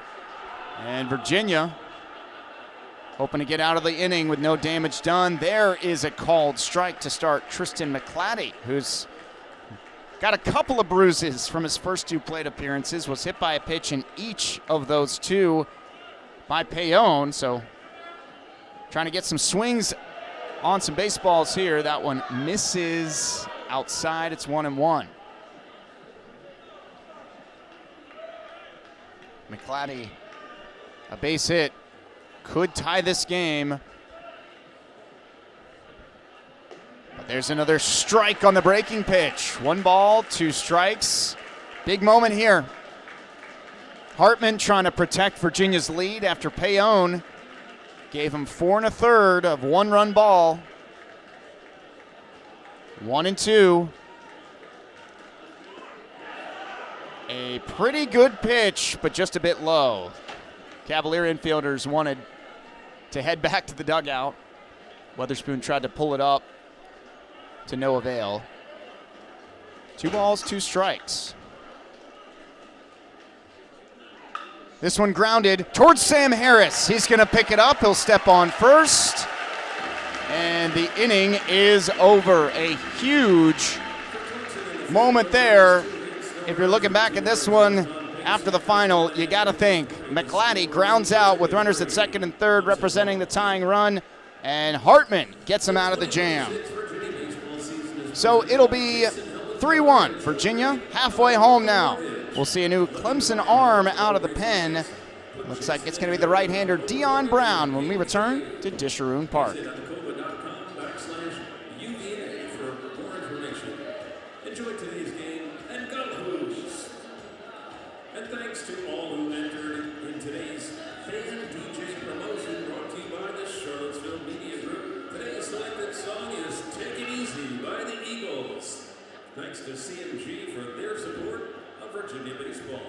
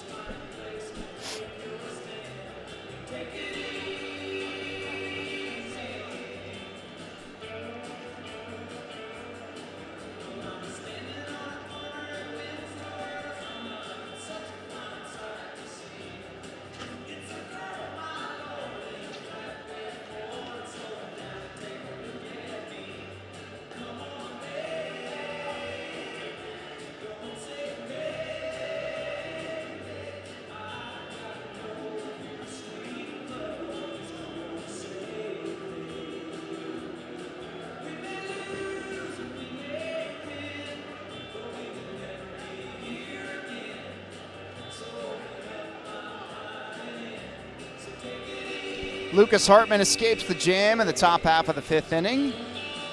Post to 0. Virginia's lead intact at 3-1. Clemson will go to their pen here in the bottom half of the 5th inning. And after Dane Moeller went 2, Danny Nelson went 2. Now it's number 93, the right-hander Dion Brown. Holmes showed bunt, pulled back on the first offering, maybe just trying to size up Brown on the mound, but he took a strike. It's 0-1. Dion Brown, 18 2/3 innings of work. Holmes swings, fouls it off to the right side. 9 appearances, all in relief, a 2-1 record, a 2.41 ERA. Has only allowed 5 earned runs, 10 total on 14 hits. 23 strikeouts to 7 walks. So another good K to BB ratio for this Clemson reliever. That is a ball outside to Holmes. He grounded out to short. His first time up. Pitch low. Gets away from Gerald, but nobody on base. No harm done. Cavaliers with 3 solo home runs today, giving them a 3-1 lead. Holmes started the hands, but kept him back, and has now worked the count full. Who's down Eric Becker and A.J. Gracia today, but they're out in front, 3-1. Holmes, a hard hit grounder through the left side of the infield. That's a great at-bat once again. Just showcasing the offensive prowess this weekend, being thrust into the starting spot. First at third base on Thursday, then at shortstop after Becker is out of the lineup, back at short again today. He leads things off with a single. Fifth hit for Virginia. Noah Murray now. And Virginia look to play some small ball here potentially. They will. Murray shows bunt, but he pulled back and took a strike. So knew it was an off-speed pitch maybe, and that's why he pulled back. It was only 81 miles an hour, but a nice pitch by Brown. Shows again, pulls back and takes another strike. He looked amazed that that one was called a strike, and he's down 0-2 off to swing.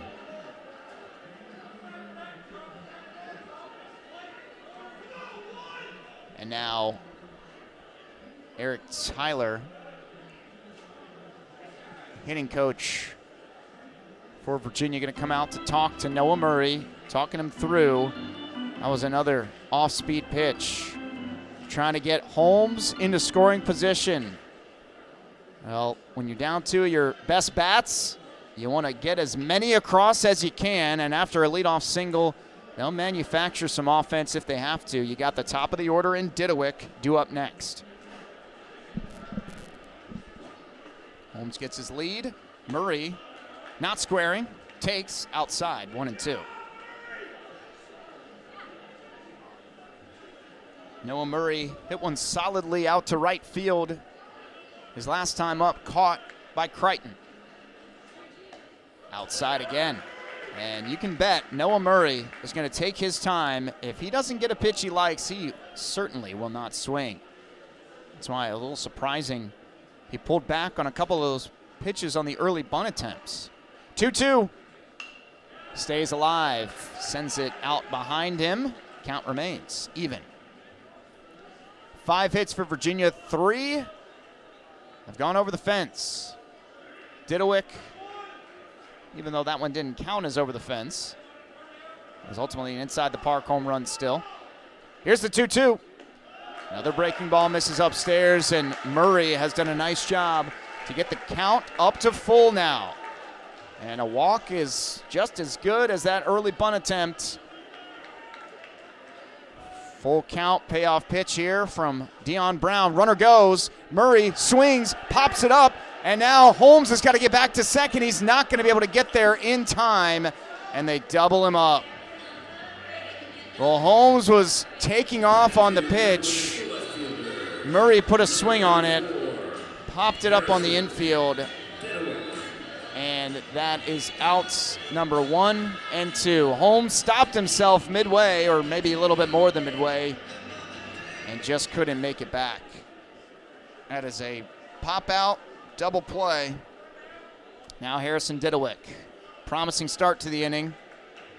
He's taken off the board. Didewick takes outside, though, to begin his at-bat, 1-0, and an inside the park home run, his first time up. In the dirt, Brown misses. First inside the park homer for Virginia baseball since 2021. Zach Geloff attributed with one on February 26th of that year. There's a strike in to Didewick. Geloff, of course, on that team, helped lead the Cavaliers back to the College World Series that year. Didewick swings, just gets a piece. Count even at 2-2. Didewick's homer, his 6th of the season. Second place all time now on Virginia's career list. That's a foul ball out of play on the left side.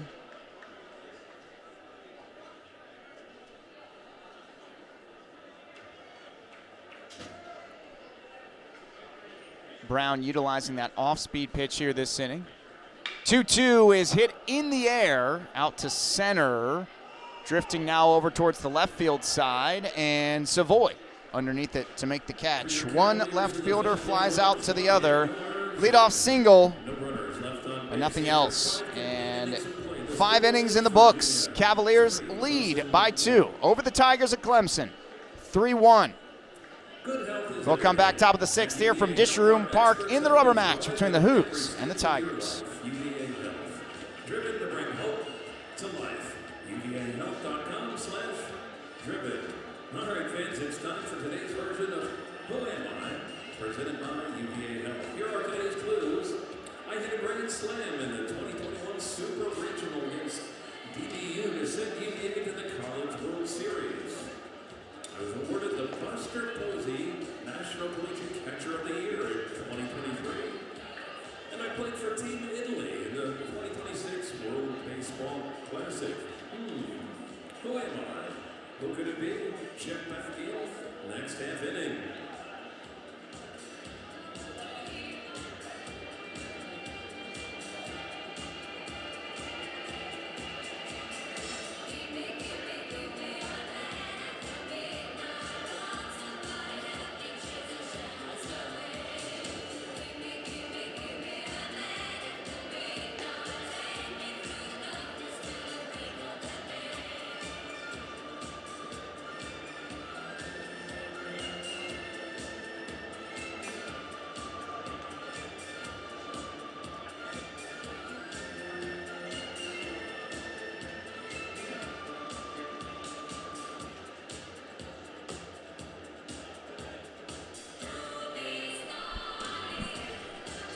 Still 3-1 Virginia here. We go to the top of the 6th inning from Disharoon Park. Adam Hawes coming to you here.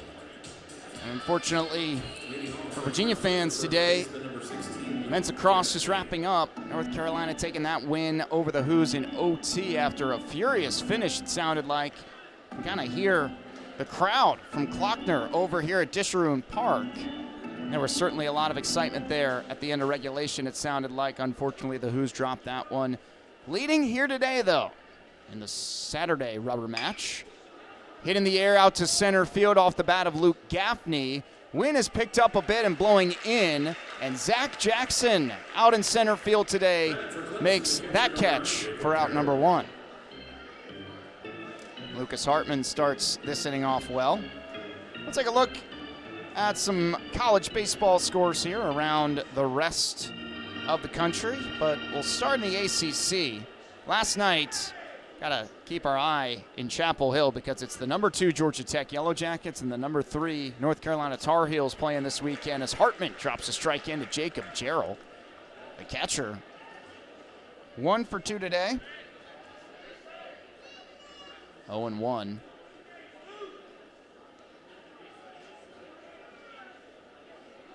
Check swing. No swing that time. I tend to agree with that one. I know the Virginia fans probably were hoping for a makeup call. But last night, it was the number 3 Carolina Tar Heels with a 5-2 win over Georgia Tech. And if the Tar Heels are able to win that series, this one popped up behind home plate. Jake Weatherspoon doesn't have a chance on it, though, as it hits the top of the overhang, in case you heard it there. 14-5 now North Carolina. Georgia Tech 15-4. So they'll play again this afternoon down at Boshemer Stadium, where the Cavaliers took 2 of 3 earlier this season. That one misses inside, and in fact, Carolina may be on their way to a series win as that game is already underway in Chapel Hill. 10-4, the Heels lead the Jackets in the bottom of the 6th inning. That Jackets offense is one of the nation's best. It's the Heels limiting them this weekend. Ground ball through the right side beats the shift. Jacob Jarrell, another opposite field hit. And Virginia may want to rethink their positioning next time up with 2 singles to the right side from Jarrell. But you play the tendencies, not one at bat. So I imagine they'll be playing him to pull, but that's another single. Tigers have another base runner. They've had a base runner every inning in this game, but just 1 run to show for it so far. It's mostly just been 1 runner on, though. They cashed in early, but since that first inning, they have not been able to push one across. It's a 2-run Virginia lead. Bryce Clavon takes a called strike. Looking elsewhere in BC, Boston College leads the Duke Blue Devils 3-1, bottom of the 5th. BC trying to win this series today after winning last night. Popped up towards right field. Johnson stayed back, now breaks in, but he saw Joe Tiroli, and Tiroli is going to make the catch.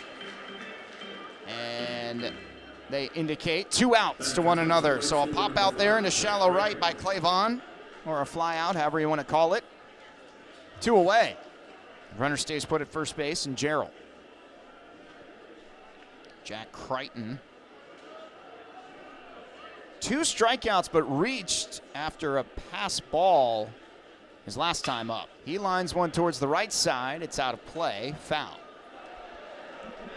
Sounds like somebody made a nice catch over in that direction. 0-1. Crichton, the right fielder. .312 hitter this season.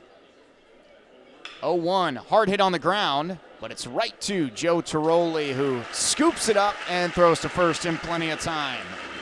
That's a quick inning for Lucas Hartman, despite the single, strands him on the bases and keeps his team's lead at 2 runs. It's 3-1 Cavaliers. We head to the bottom of the 6th inning. Brown back to the mound for Clemson when we come back. All right, fans, it's time to reveal today's Who Am I player, brought to you by UVA Health. Let's review today's clues. I hit a grand slam in the 2021 Super Regional against DBU to send UVA to the College World Series. I was awarded the Buster Posey National Collegiate Catcher of the Year in 2023. And I played for Team Italy in the 2026 World Baseball Classic. And the answer is Kyle Teal. If you guessed Kyle Teal, you are correct. Thank you for playing Who Am I? Presented by UVA Health.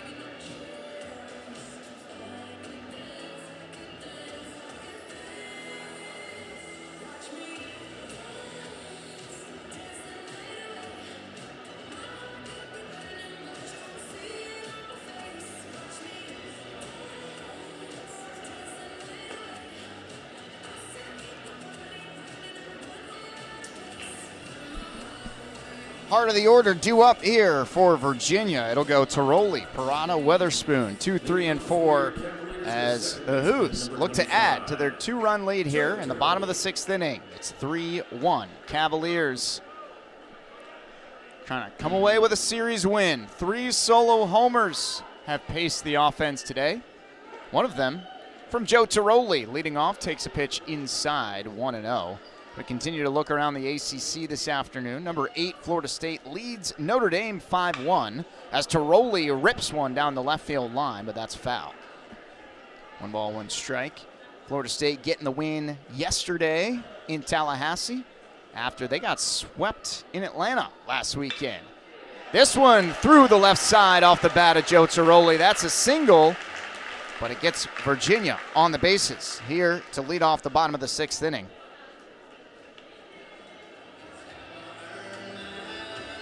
So Tiroli's second hit.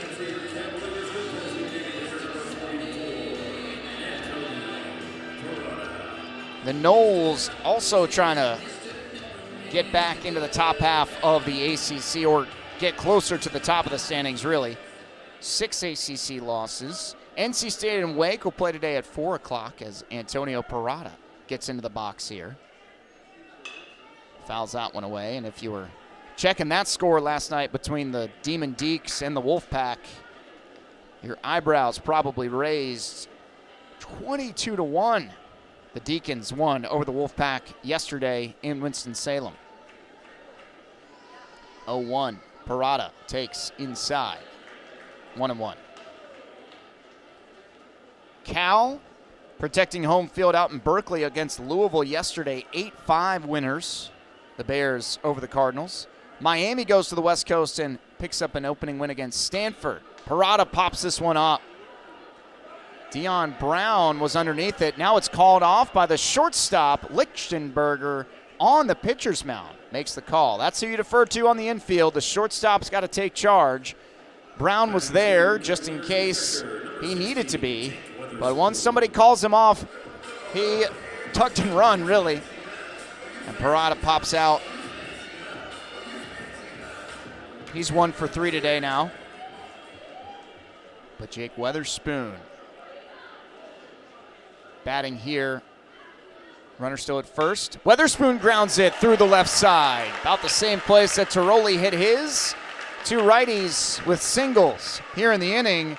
Moves to Tiroli to second base and puts Weatherspoon at first here. And fans are going to be getting excited with Sam Harris coming to the plate. Anytime Harris puts a swing on one, brace yourself. 12th home run in his last at bat, 43rd RBI. And now batting with a chance to do some damage here. First and second, one out. Clemson's going to come together here on the mound as a team. Not sure if this is to stall, to bring in a new pitcher. Nobody's come out of the dugout, so they've still got their pitching mound visit.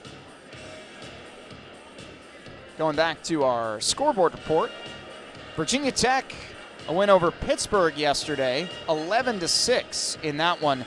The Hokies take the first game of the series. So as we look to today, as I mentioned, Georgia Tech and Carolina already underway. And in fact, they're a little bit further along than us here, top of the 7th.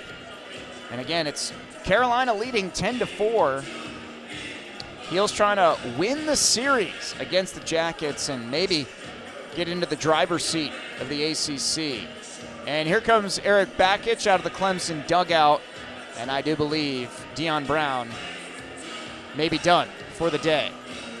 Looks like a lefty set to come in here for the Tigers. Brendan Bennett throwing.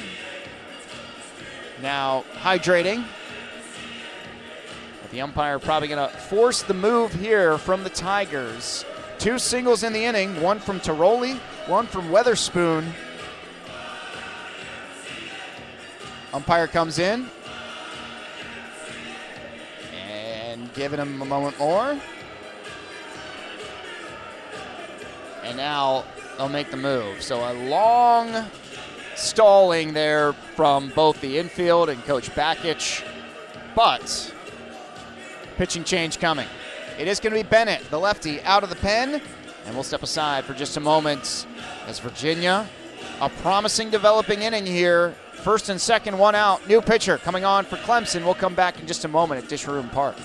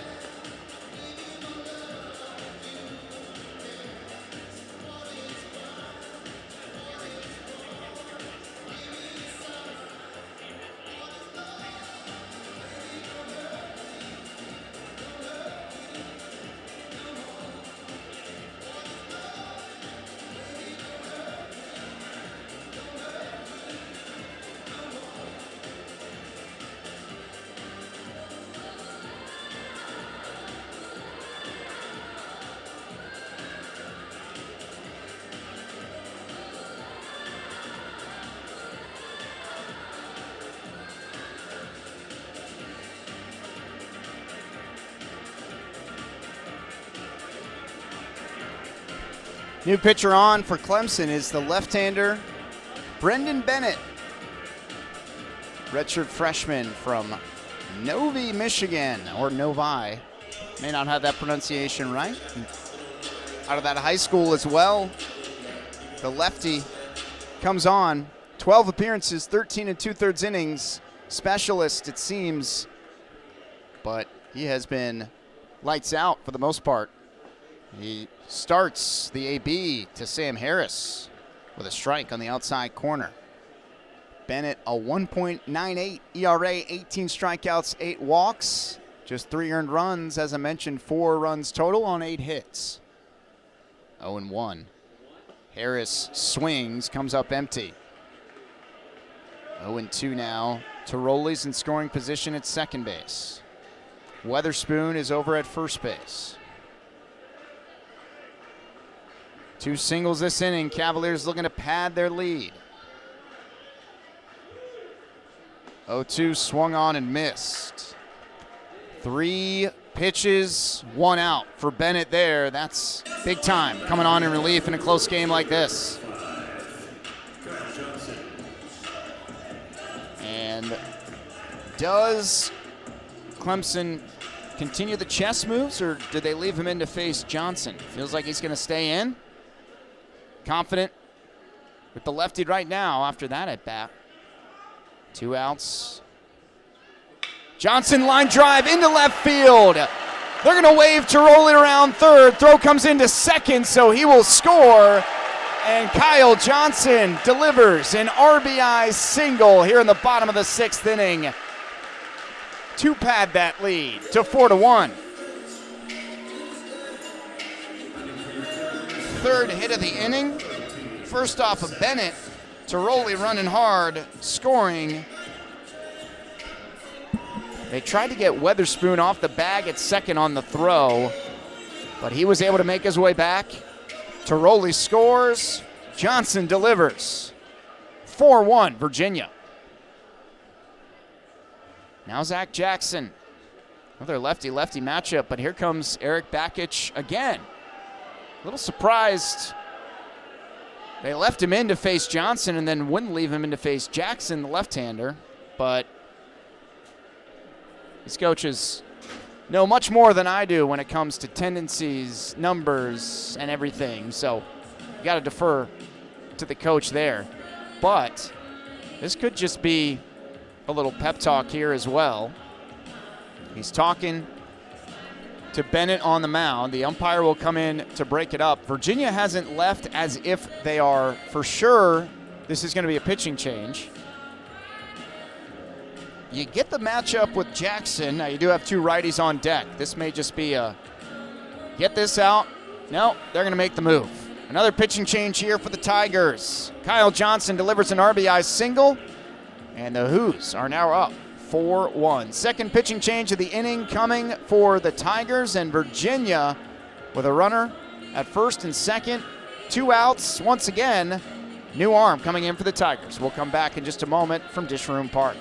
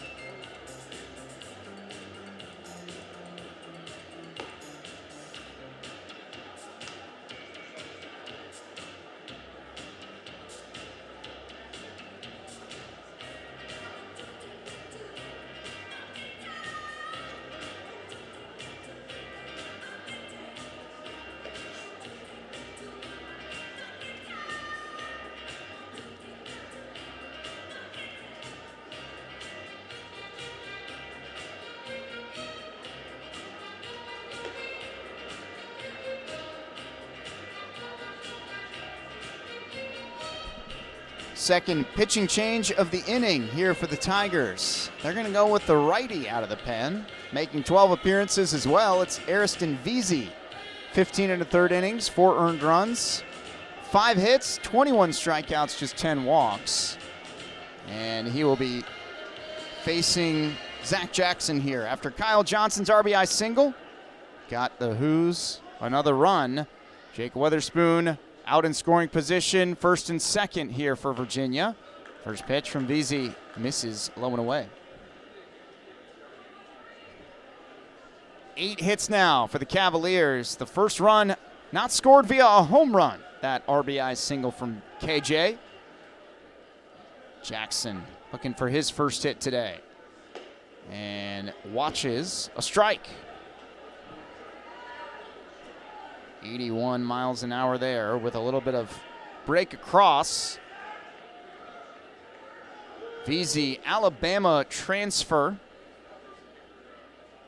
Played 2 seasons there. Here's the 1-1. Jackson swings, fouls it back. 6 career relief appearances for the Tide. Only 3 2/3 innings. But this season, a little bit of a breakout. Opponents hitting just 102 against him this year. Here's the 1-2.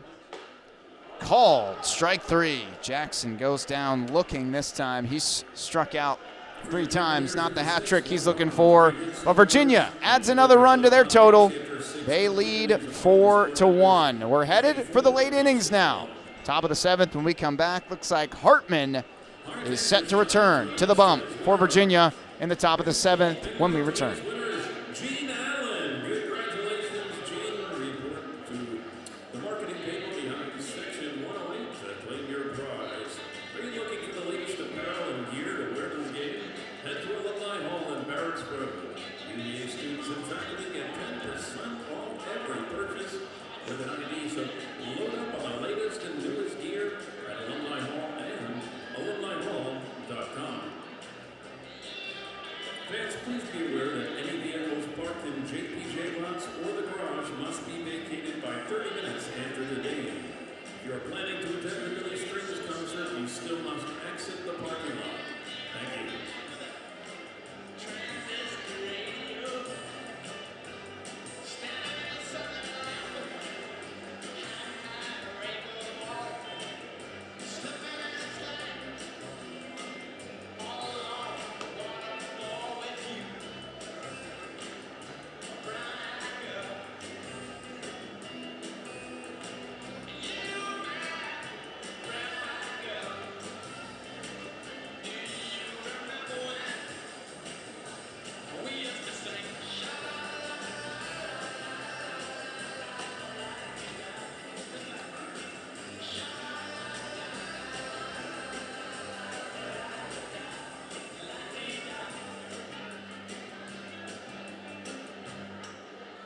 Leading off for Clemson, the third baseman, number 10, Jason Fultz Jr.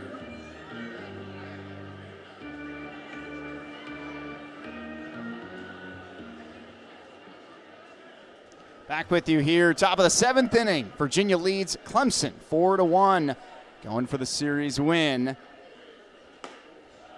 That one's low and outside. Jason Fultz leading off this inning. It's 7-8-9. 5 hits for Clemson today. Swung on and missed there by Fultz. It's 1-1.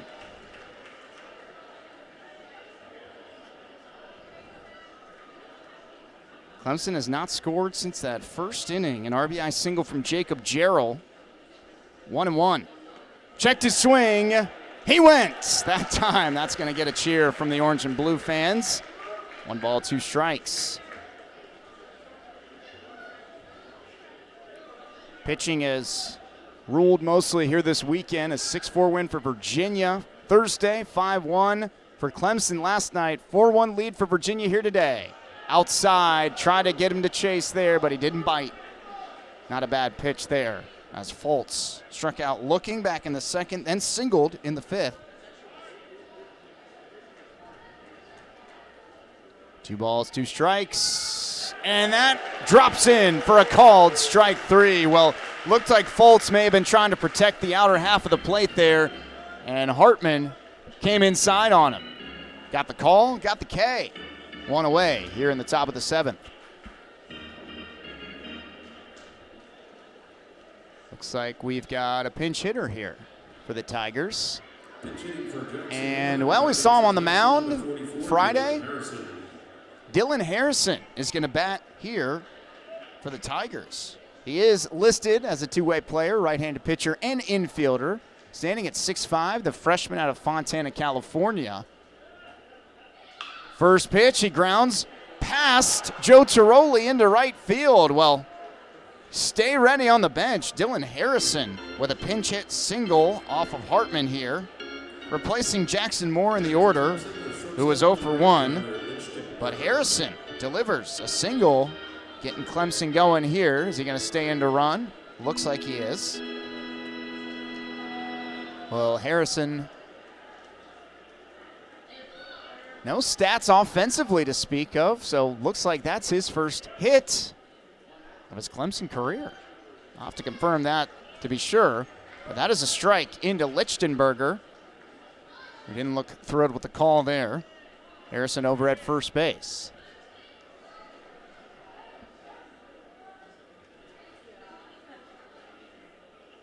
And that one comes in and gets by Weatherspoon. That's going to be a wild pitch on Hartman. Allows Harrison to take second base. And a few times, balls getting away from Virginia have hurt them, but not too much, really.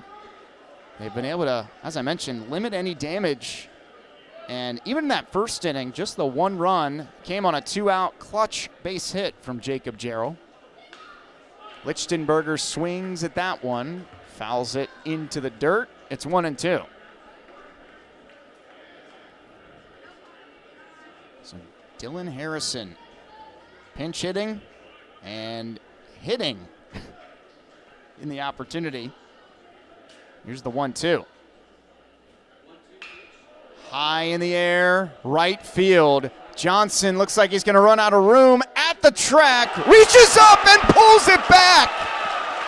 Takes a home run away from Lichtenberger. Kyle Johnson. Boy, thought he had run out of room out there, and then he just kept running along the fence and just leapt at the last second, snatched it out of the air. What a catch and a huge defensive play. My goodness, Kyle Johnson with the web gem robs Lichtenberger.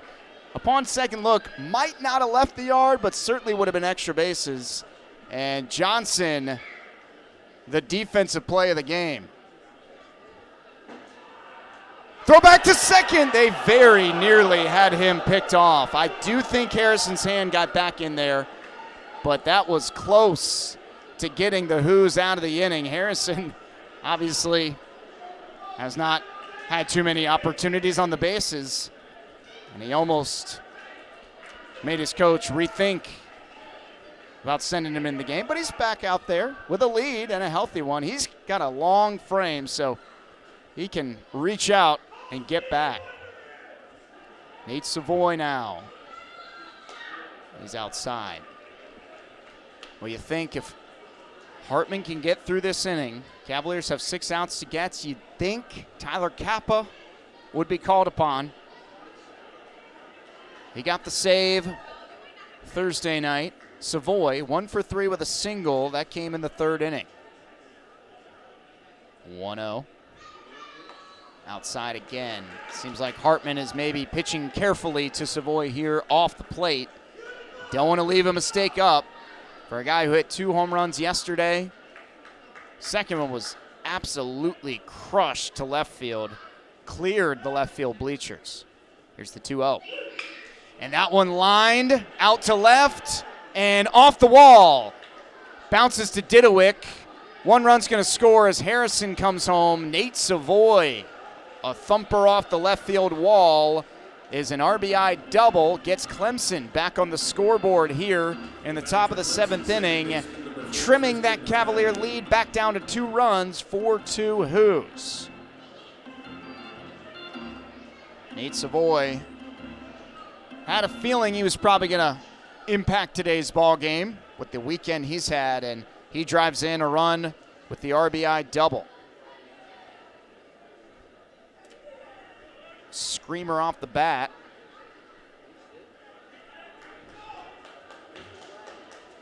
Well, seems as though the TrackMan might be down here, so can't get a sense of how hard that one was coming in. As Hartman misses low to McClatty here. Grounded out to first base his last time up. Tristan McClatty has also been hit by 2 pitches.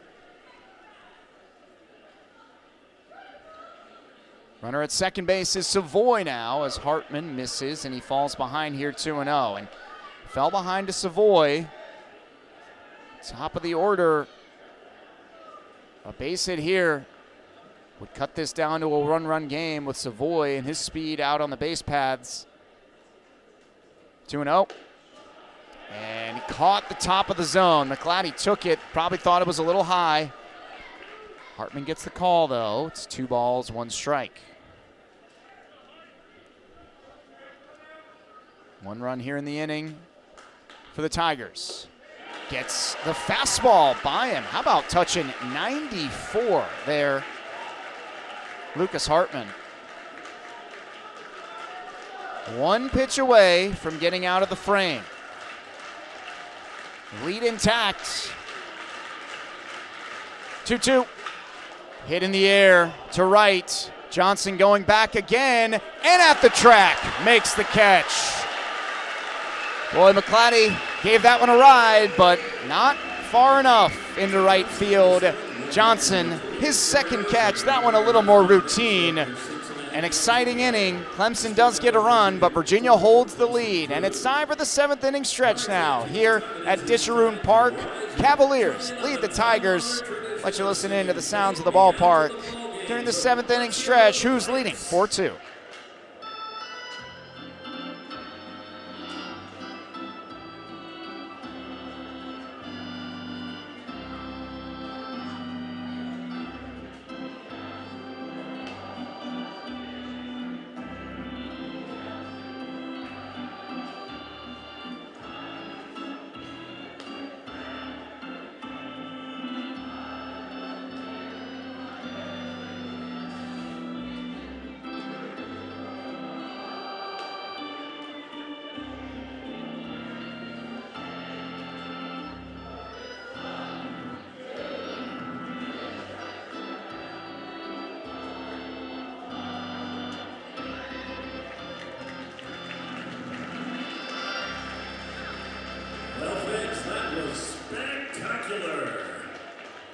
Speaking of spectacular, today's winner of the Guest the Stretch promotion is Stacy Macklin.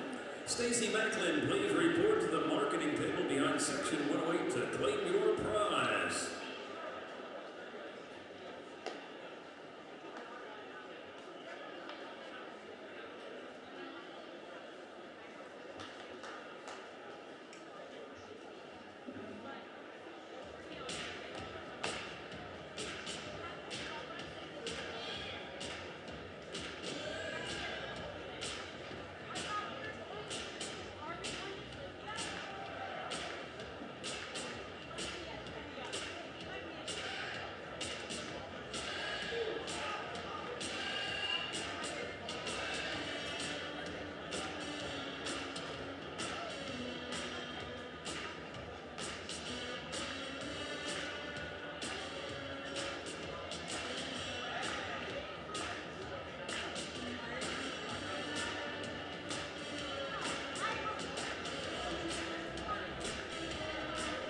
All stretched out now here from Disharoon Park. Virginia's lead slimmed a bit after the top half of the 7th, but Cavaliers still out on top 4-2. It'll be R.J. Holmes leading off this inning for Virginia. He led off the 5th with a single, grounded out in his other at-bat. Ariston Veazey still pitching for the Tigers. Gives him a first pitch strike. They've got nobody up throwing as of yet. to replace VZ, so looks like they're comfortable letting the right-hander go a little bit here. Late in the game, 0-1. Holmes takes on the outside corner. That's a tough pitch to do much with. VZ is locating his pitch as well.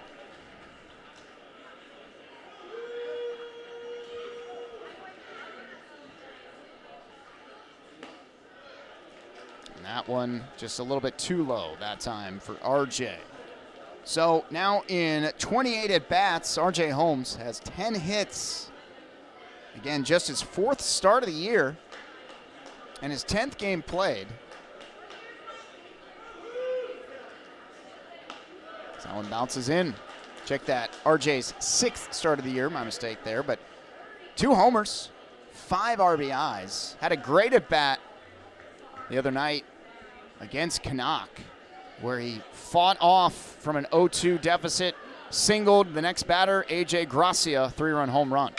This one lined out towards right, but it holds up in the air, and Crichton is over to make the catch.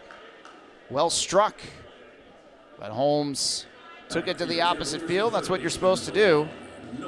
Just left it up a little bit too much, and Crichton with good speed out there, covers a lot of ground. Do some good outfield defense this weekend around the board. Virginia's and Clemson's. Clemson, pretty noticeably a solid defensive team under Coach Bakich. Noah Murray batting now with 1 out. Ariston VZ, well, he took the mound. Now he steps off and wants a new baseball, but that's a pitch clock violation because he had come set to start his routine and then stepped off to call for the baseball. So now he doesn't want one. And so it's a 1-0 count to Murray. Probably just didn't feel good about the sign, was trying to change up the timing, realized he was maybe going to get called for that violation. Pitch comes up and in. It's 2-0.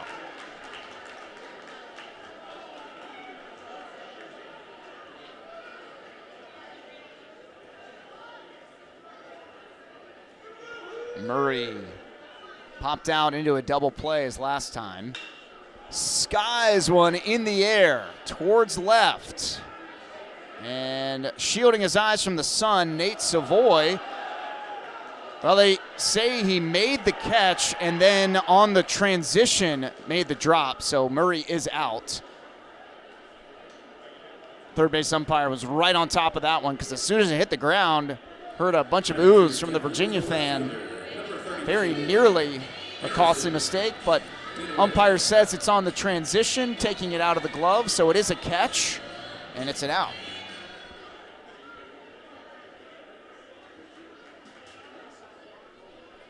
Now Didowick, 1 for 3 today. VZ misses up and away.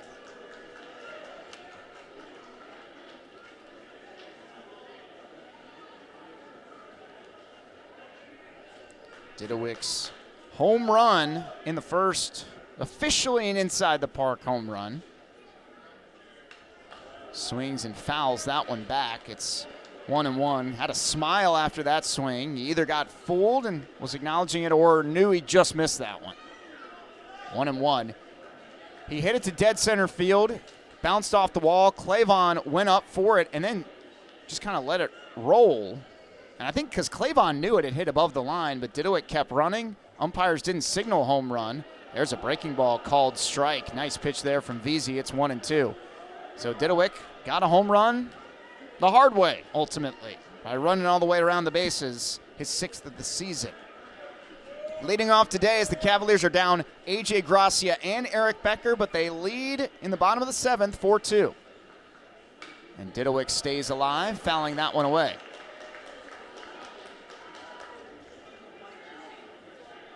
Still 2 outs here for VZ. And like I mentioned, nobody throwing for Clemson in their pen. They feel pretty confident with him on the mound here in the late innings. 1-2.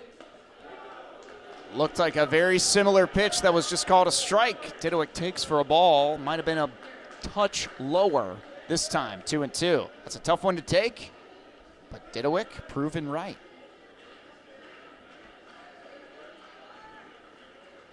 2-2.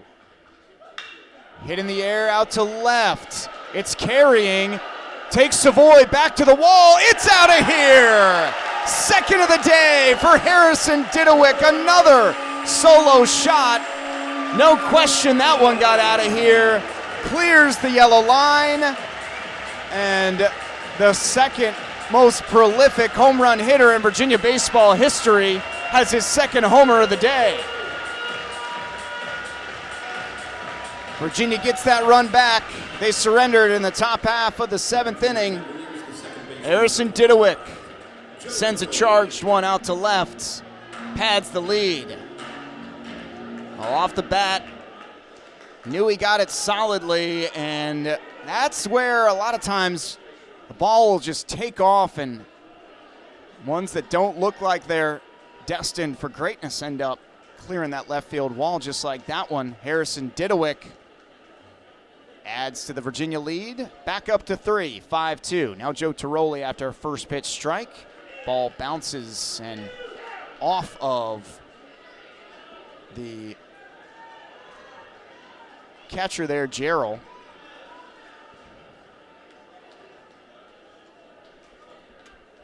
Wind blowing from right to left across the field might have helped that one just a little bit, but it's been blowing in a bit, so that's about the only area where balls are carrying right now, and Virginia has utilized it today.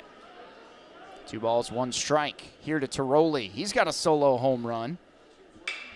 He drives one high in the air towards center. The park is going to hold this one. Clay Vaughn making the call and the catch for out number 3.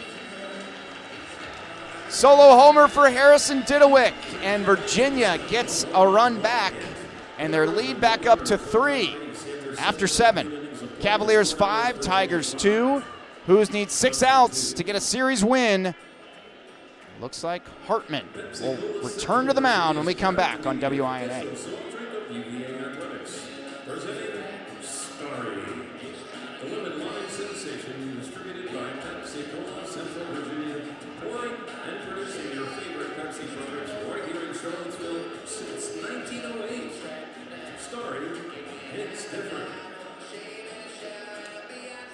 Reviews this season are brought to you by UVA Health.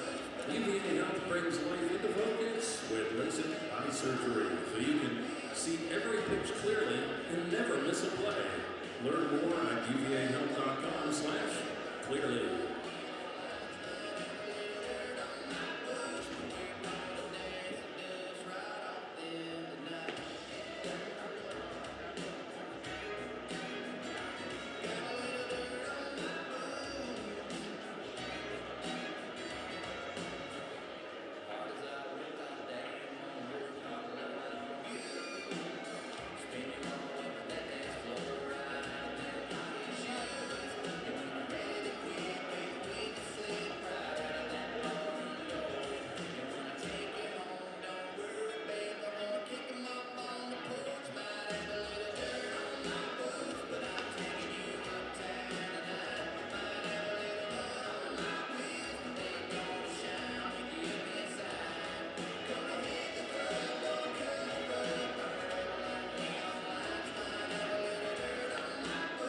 Leading up for Clemson, first baseman number 16, Luke Gaffney. Back with you here, top 8. Lucas Hartman still throwing 2 2/3 innings. Got to imagine that Virginia's got somebody ready to come in, though, if he gets into a spot of trouble. Luke Gaffney going to lead off, and he takes low and away. Hartman kicking the dirt around where he lands on those pitches. Hartman surrendered a run last inning. Just 1 run on 4 hits today for him. Gaffney scorches this one to left. That gets out of here in a hurry. Solo home run that got out of here in under 2 seconds. Luke Gaffney, an absolute line drive shot out of here to left field, and Clemson cuts the Virginia lead back to 2. Batting for Clemson. Well, if Virginia left Hartman in for the matchup, unfortunately, Gaffney won that battle. His second homer of the weekend. And it gets Clemson just a little bit closer.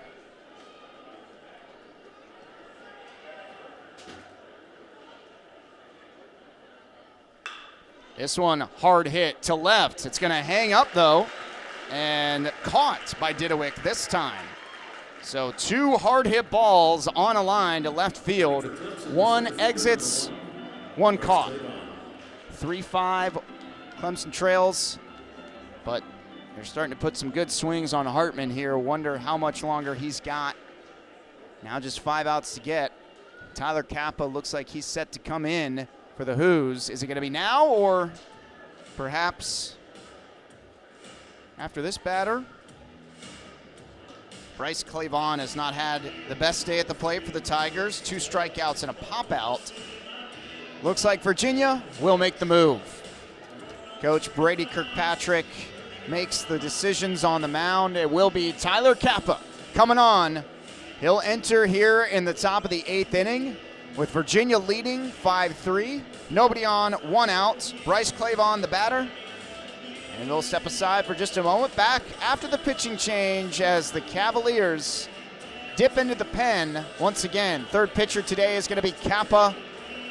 We'll see if he can hold things down here late and help the Who's earn a series victory. Hartman exits to a round of applause here. Solid pitching from both him and Payon, but a couple of hard hit balls. Virginia makes the move. Kappa warming up. We'll return to Dish Room Park in just a moment.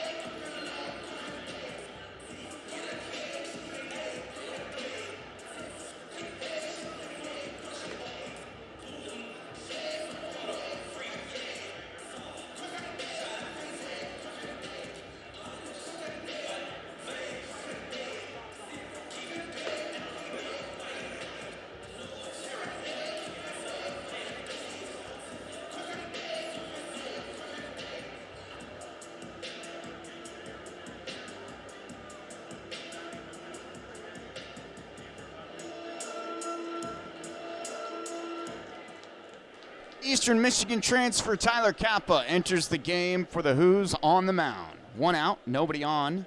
When he takes over, he'll start Clavon with a fastball up and in. Kappa, one of the best relievers on this Virginia staff. One of the best closers in the ACC with 8 saves. 1-0. And a check swing, no swing, but it looked like a pretty good pitch there from Kappa, but he falls behind here to start Clavon 2-0. 1 run here in the 8th. Solo home run from Luke Gaffney has made it a 2-run ball game. So still tight here late. Clavon hits one hard out to right field now, and he got enough to send it into the bullpen. Another solo home run for Clemson here in the 8th. Makes it a 1-run ball game. Bryce Clavon. Just his 4th of the season, but that was crushed. You've got to get it to send it out to right field. As we've seen Kyle Johnson make a few nice catches over there, he had no shot at that one. And that makes it a 5-4 ball game. Looks like this one's going to be a nail-biter coming down the stretch here. Clemson not going away. Now it's Jack Crichton. And that is an off-speed pitch to start him. Strike 1. Well, that's why you build up those insurance runs. Harrison Didowick's solo home run the difference right now. Gets Crichton out in front of another off speed. It's 0-2. Didowick's 2 home runs today. Making the difference. Tiroli and Harris with a homer as well, and Kyle Johnson an RBI single. 5 runs for Virginia.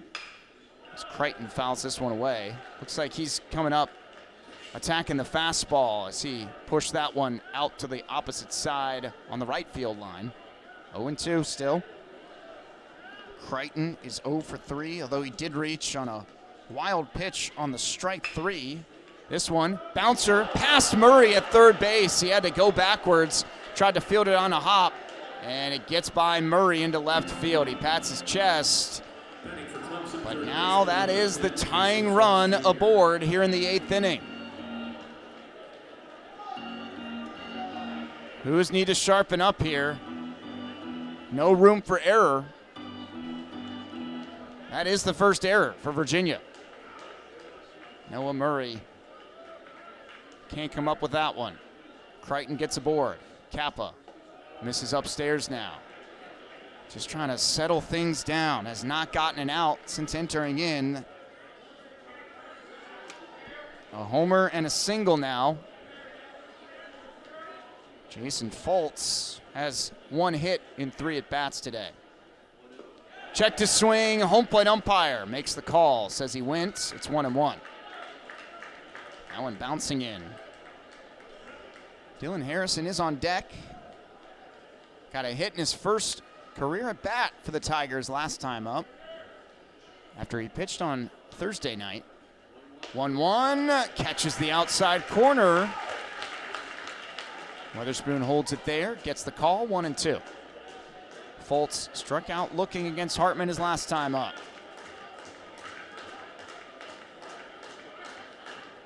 1 ball, 2 strikes. The pitch, way too high. Weatherspoon snatched that one out of the air and prevented the runner from taking the base. That's a heck of a catch, as Kappa just lost that one, and might have been a snow cone grab with the mitt there from Weatherspoon to keep that one from getting by him. 2-2. And a breaking ball misses upstairs. Kappa looking a little shaky out here right now with his last 2 pitches. Who's probably hoped they could lean on him here to get the last few outs. But he's encountering some resistance, as expected from this Clemson lineup. 3-2, throw to first, but a dive back in by Crichton. He's safe. Kappa needs to bear down and get this out. Tying run is aboard, and Foltz would be the go-ahead run. Popped up, right side. Kyle Johnson charging in hard. Tiroli's going to call him off. Going back, he'll make the catch. That's a big one. Second out of the inning. Lucas Hartman got a fly out from Gerald. But that is caught. And Virginia may be thinking about making a change here now. You got a lefty due up, and Harrison, Lichtenberger beyond that. And then the top of the order, so 2 lefties. And Max Stammel is throwing in Virginia's bullpen. Talking to Coach Pollard before the game, said Stammel could be the bridge between Payon and the high leverage relievers. Well, they didn't need the bridge. Went from Payon to Hartman, here to Kappa, set up well. But things getting tight here in the 8th inning.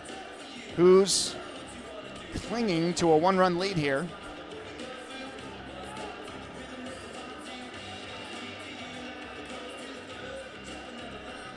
So Dylan Harrison batting with a runner at first and 2 outs here. Had a single his last time up. He threw 2 shutout relief innings on Thursday. He was swinging hard on that one, maybe trying to put one in the bullpen following Clavon's lead. It's a swing and a miss, though. 0-1. Harrison, plenty of size there in the batter's box. Hit a grounder through the right side of the infield. Gets a piece of that one, and Kappa ahead 0-2. Rolls back to Harrison in the box. And now with 2 strikes, no threat of a bunt really. Although 2 outs, wouldn't expect much of a bunt, but Murray goes over to play up the middle, just to the right of second base. 0-2, swung on and missed. Kappa gets 3 pitches by Dylan Harrison and a big strikeout to end the 8th inning. 2 solo home runs, though, for the Clemson Tigers have made this a 1-run ball game. Last chance for Virginia to add any insurance when we come back in the bottom of the 8th.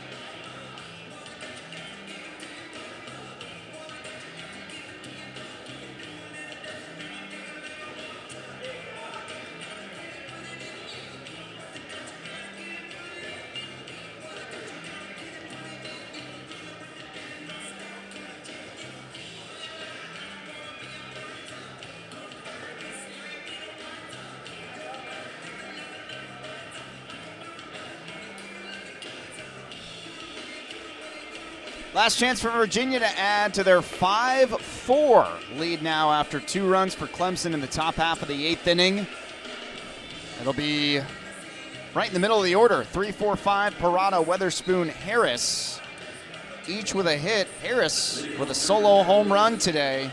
Cavaliers would love a little more breathing room, but Ariston Veazey has only surrendered 1 hit. It was a solo homer to Harrison Didowick last inning. Antonio Parada is 1 for 3 today. A single in his first at bat. Takes that one up and away. Since has struck out swinging and then popped up. So trying to get back on base. Parada hitting .344 this season. Here's the 1-0. It's one in the air to left field. Always got to hold your breath a little bit. Savoy can't find the baseball, though, and it drops right about a foot away from him. Well, I said it was always an adventure with fly balls in left field. That one held in the park, and Savoy just lost it in the sun. You could tell on the way down he had no idea where that one was. Shades and glove up. Savoy just lost it, and it was trouble for him the whole time. He really didn't have to move very far, but he just never saw the baseball. They're going to say that's a hit for Parada, so his 2nd of the day. Got a pinch runner now, and Bryce Neely out in scoring position, and Jake Weatherspoon the batter. Pitches up. So Neely, great speed. Out on the base is Parada, a good runner, evidenced by him taking second base there. But Neely just a little bit fleeter of foot. Weatherspoon fouls that one back, 1-1. And that is a big insurance run standing out there in scoring position for Virginia. Weatherspoon a single his last time up. You've got 3 heavy hitters, Weatherspoon, Harrison, Johnson, all with a chance to get him in. 1-1. Jams Weatherspoon this time, and he just fights it off. Out of play, foul, off to the right side.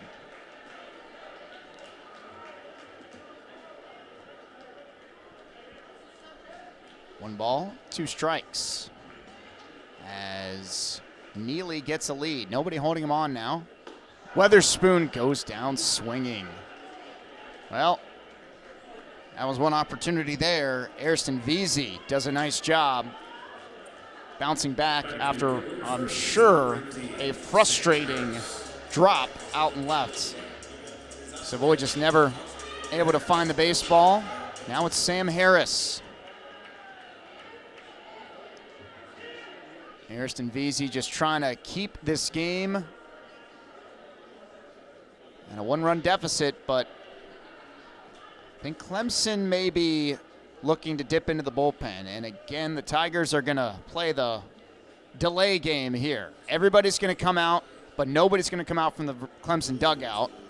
The entire infield getting together. Vesey talking with Jarrell and the rest of the Tigers infield. They do have two arms getting loose, including a lefty.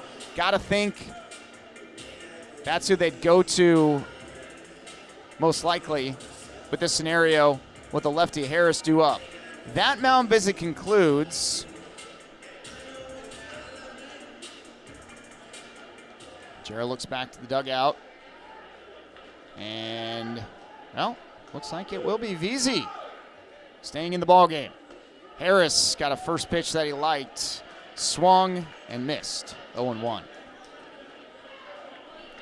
Vesey lighting up the radar gun at 95 with that last one, so he's got good velocity. Has been changing speeds effectively. Here's the 0-1. Upstairs that time.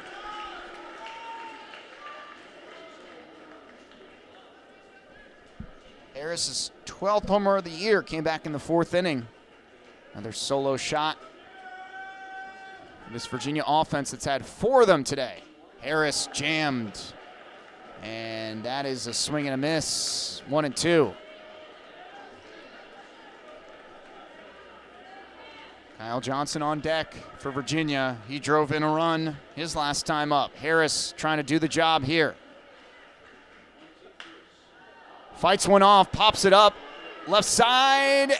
Ariston Vesey comes off the pitcher's mound and races over in foul ground to make the catch for out number 2. Frustrating at bat for Harris there. Boy, Virginia's going to be kicking themselves if they can't find a way to get Neely home after gifted a runner in scoring position on a drop fly ball. So it's up to Kyle Johnson. Delivered with 2 outs his last time up with an RBI single. That's what they need here. Vesey feeds him a strike, 0-1. Johnson, 19 RBIs on the season. 0-1. Vesey takes a look back to second. Before coming home, that's a great pitch. Kyle Johnson doesn't like the call. That was painted on the outside corner. Coach Tyler, recognizing the frustration, going to call time and talk things through to Kyle Johnson. Just a conversation between the two of them.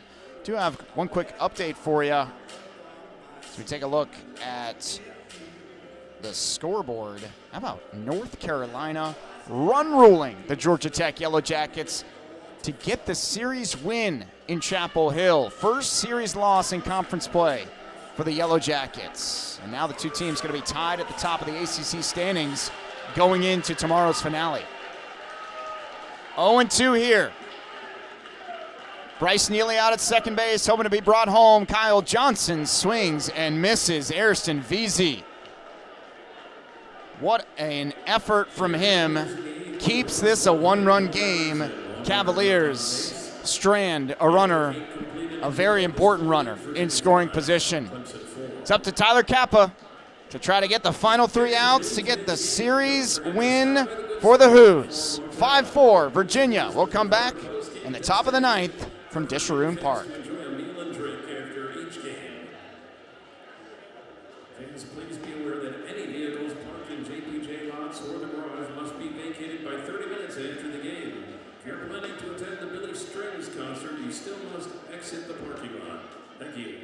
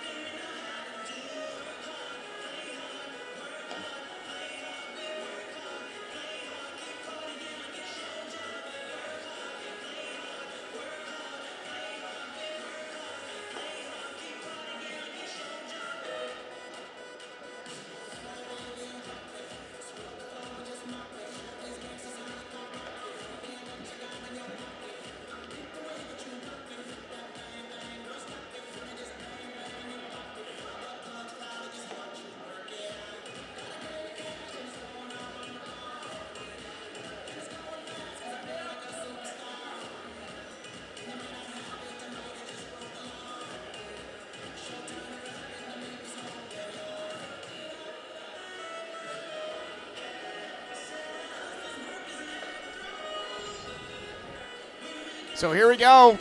Top of the 9th inning. If Virginia can get 3 outs, they'll get a series win here against the Clemson Tigers at home. But the Cavaliers failed to get an insurance run in scoring position home last half inning. And the Tigers have Tyler Lichtenberger, Nate Savoy, and Tristan McClatty due up. Savoy, of course, looms large, batting second in this inning. Lichtenberger's put the bat to the ball a couple of times, as that's a strike from Kappa. He's hit 2 balls hard out to right field, and Kyle Johnson has taken a hit away from him each time. That one misses up and away, though. So he's probably just waiting to get himself a good pitch. He's had some bad luck, but he does have a single and 2 flyouts. 1-1. Swing and a miss there. Kappa gets it by him. 8 saves. Virginia's hoping for number 9 today. 1 ball, 2 strikes. Kappa deals. And just a survivalist swing there, but a good one from Lichtenberger to just get a piece, stay alive. 1-2.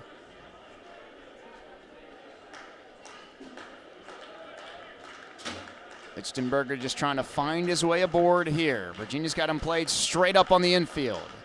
Lines into left field, and that will get the tying run to first base. What an at-bat there from Lichtenberger. Gets his second hit. That's the number 9 hitter coming through for you for the Tigers. That is a big hit. So Nate Savoy, 2 homers yesterday. Hit one off the wall his last time up. Facing Kappa here with a runner at first. Who's would love a ground ball. Swung on and missed. Gave him the off speed to start the at-bat there. A good choice because Savoy was gearing up for a fastball to try to send it out and maybe put his team ahead. And now Coach Pollard is called for time. And the AT is coming out for Virginia here. That's Bailey Hill in her first season for Virginia. And so, I wonder if this is something that the coaching staff noticed. His velocity sitting in the low 90s. I don't know. Didn't really notice any discomfort from Kappa on the mound. Well, the visit concludes and nobody's too concerned, it would seem. Gonna get a look at this last pitch from Kappa. Not really any indication that tweaks something. It's 0-1. Upstairs. Now 1-1. Lichtenberger's over at first base. Has good speed, but can't run into an out, so probably not going to risk the stolen base. Savoy checked his swing. He did not go, says the first base umpire. That's fairly close, but I would not think an umpire would call a strike in that scenario unless he were absolutely sure. 2 balls, 1 strike. Savoy swings at that one, fouls it back, 2-2. 92 miles an hour. That is just a touch lower than we usually see from Kappa, but he has been out there now for more than 20 pitches. 25 to be exactly.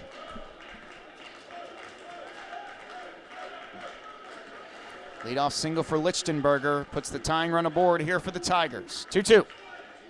Savoy sends it to right. Slicing, and it hits the net. Boy. Nobody wanted to react to that one, I think. Praying that it was eventually going to slice foul.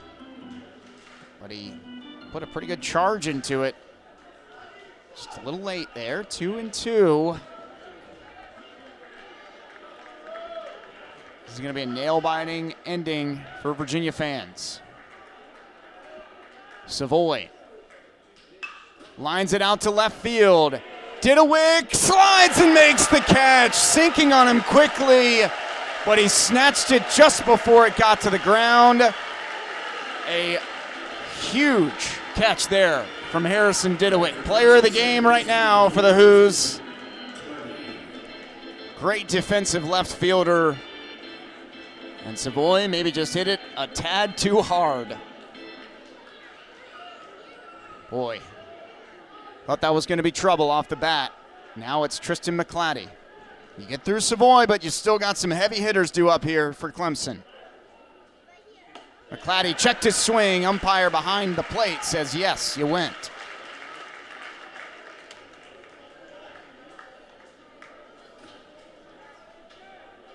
Kappa looks over to first base where Lichtenberger still has the lead. Not going. Pitch is low. It's 1-1. McClatty hit by a pitch twice. Grounded out in the 5th. Flew out in the 7th. That was the last out of the 7th inning, which Clemson scored a run. Lined, pulled, foul. Nice scoop there by the bullpen catcher for the Tigers there down the right field line. It's 1-2.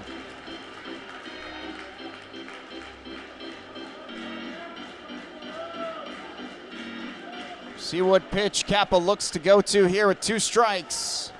1 strikeout for him that came to end the 8th.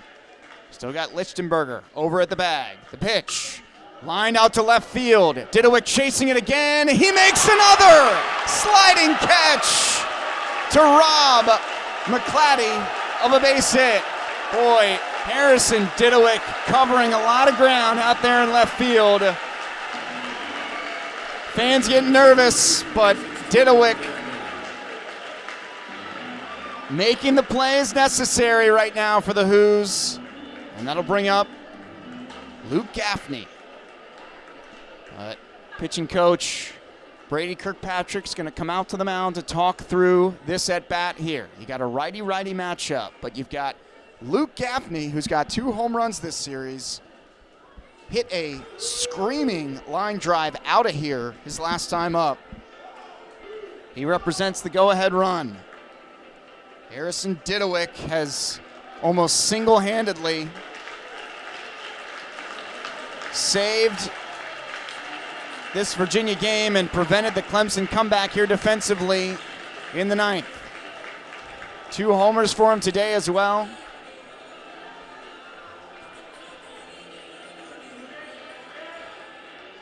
And now he's asking where they want him out in left field as Gaffney digs into the batter's box here. Runner still at first in Lichtenberger. Kappa serves up a 93-mile-an-hour fastball in the outside corner for a strike. 1 out away from a series victory, a hard-fought series victory. These 2 teams have really impressed this weekend. 0-1. Too far outside. Went to the slider that time. 1-1. Changing up the speed, though, on Gaffney. Gaffney's homer came off of Lucas Hartman, his last time up, facing Kappa for the first time. A 1-1. Just off the plate. Weatherspoon tried to frame it up, didn't get the call. 2 balls, 1 strike, and that's a swing pitch there. You're either in a 1-2 count or a 2-1 count. Very different approaches here. So it's 2-1. Popped away, out of play. Right side foul ball, 2-2. Fans are going to get to their feet here as the Cavaliers need 1 more strike.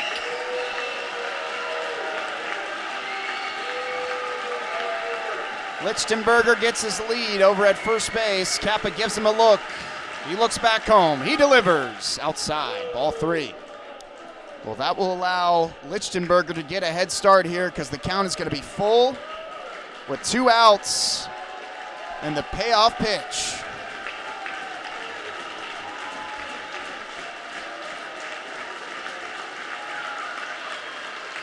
Kappa gives a glance. There goes Lichtenberger. Popped up towards center field in shallow. Tiroli goes back to make the catch over the shoulder.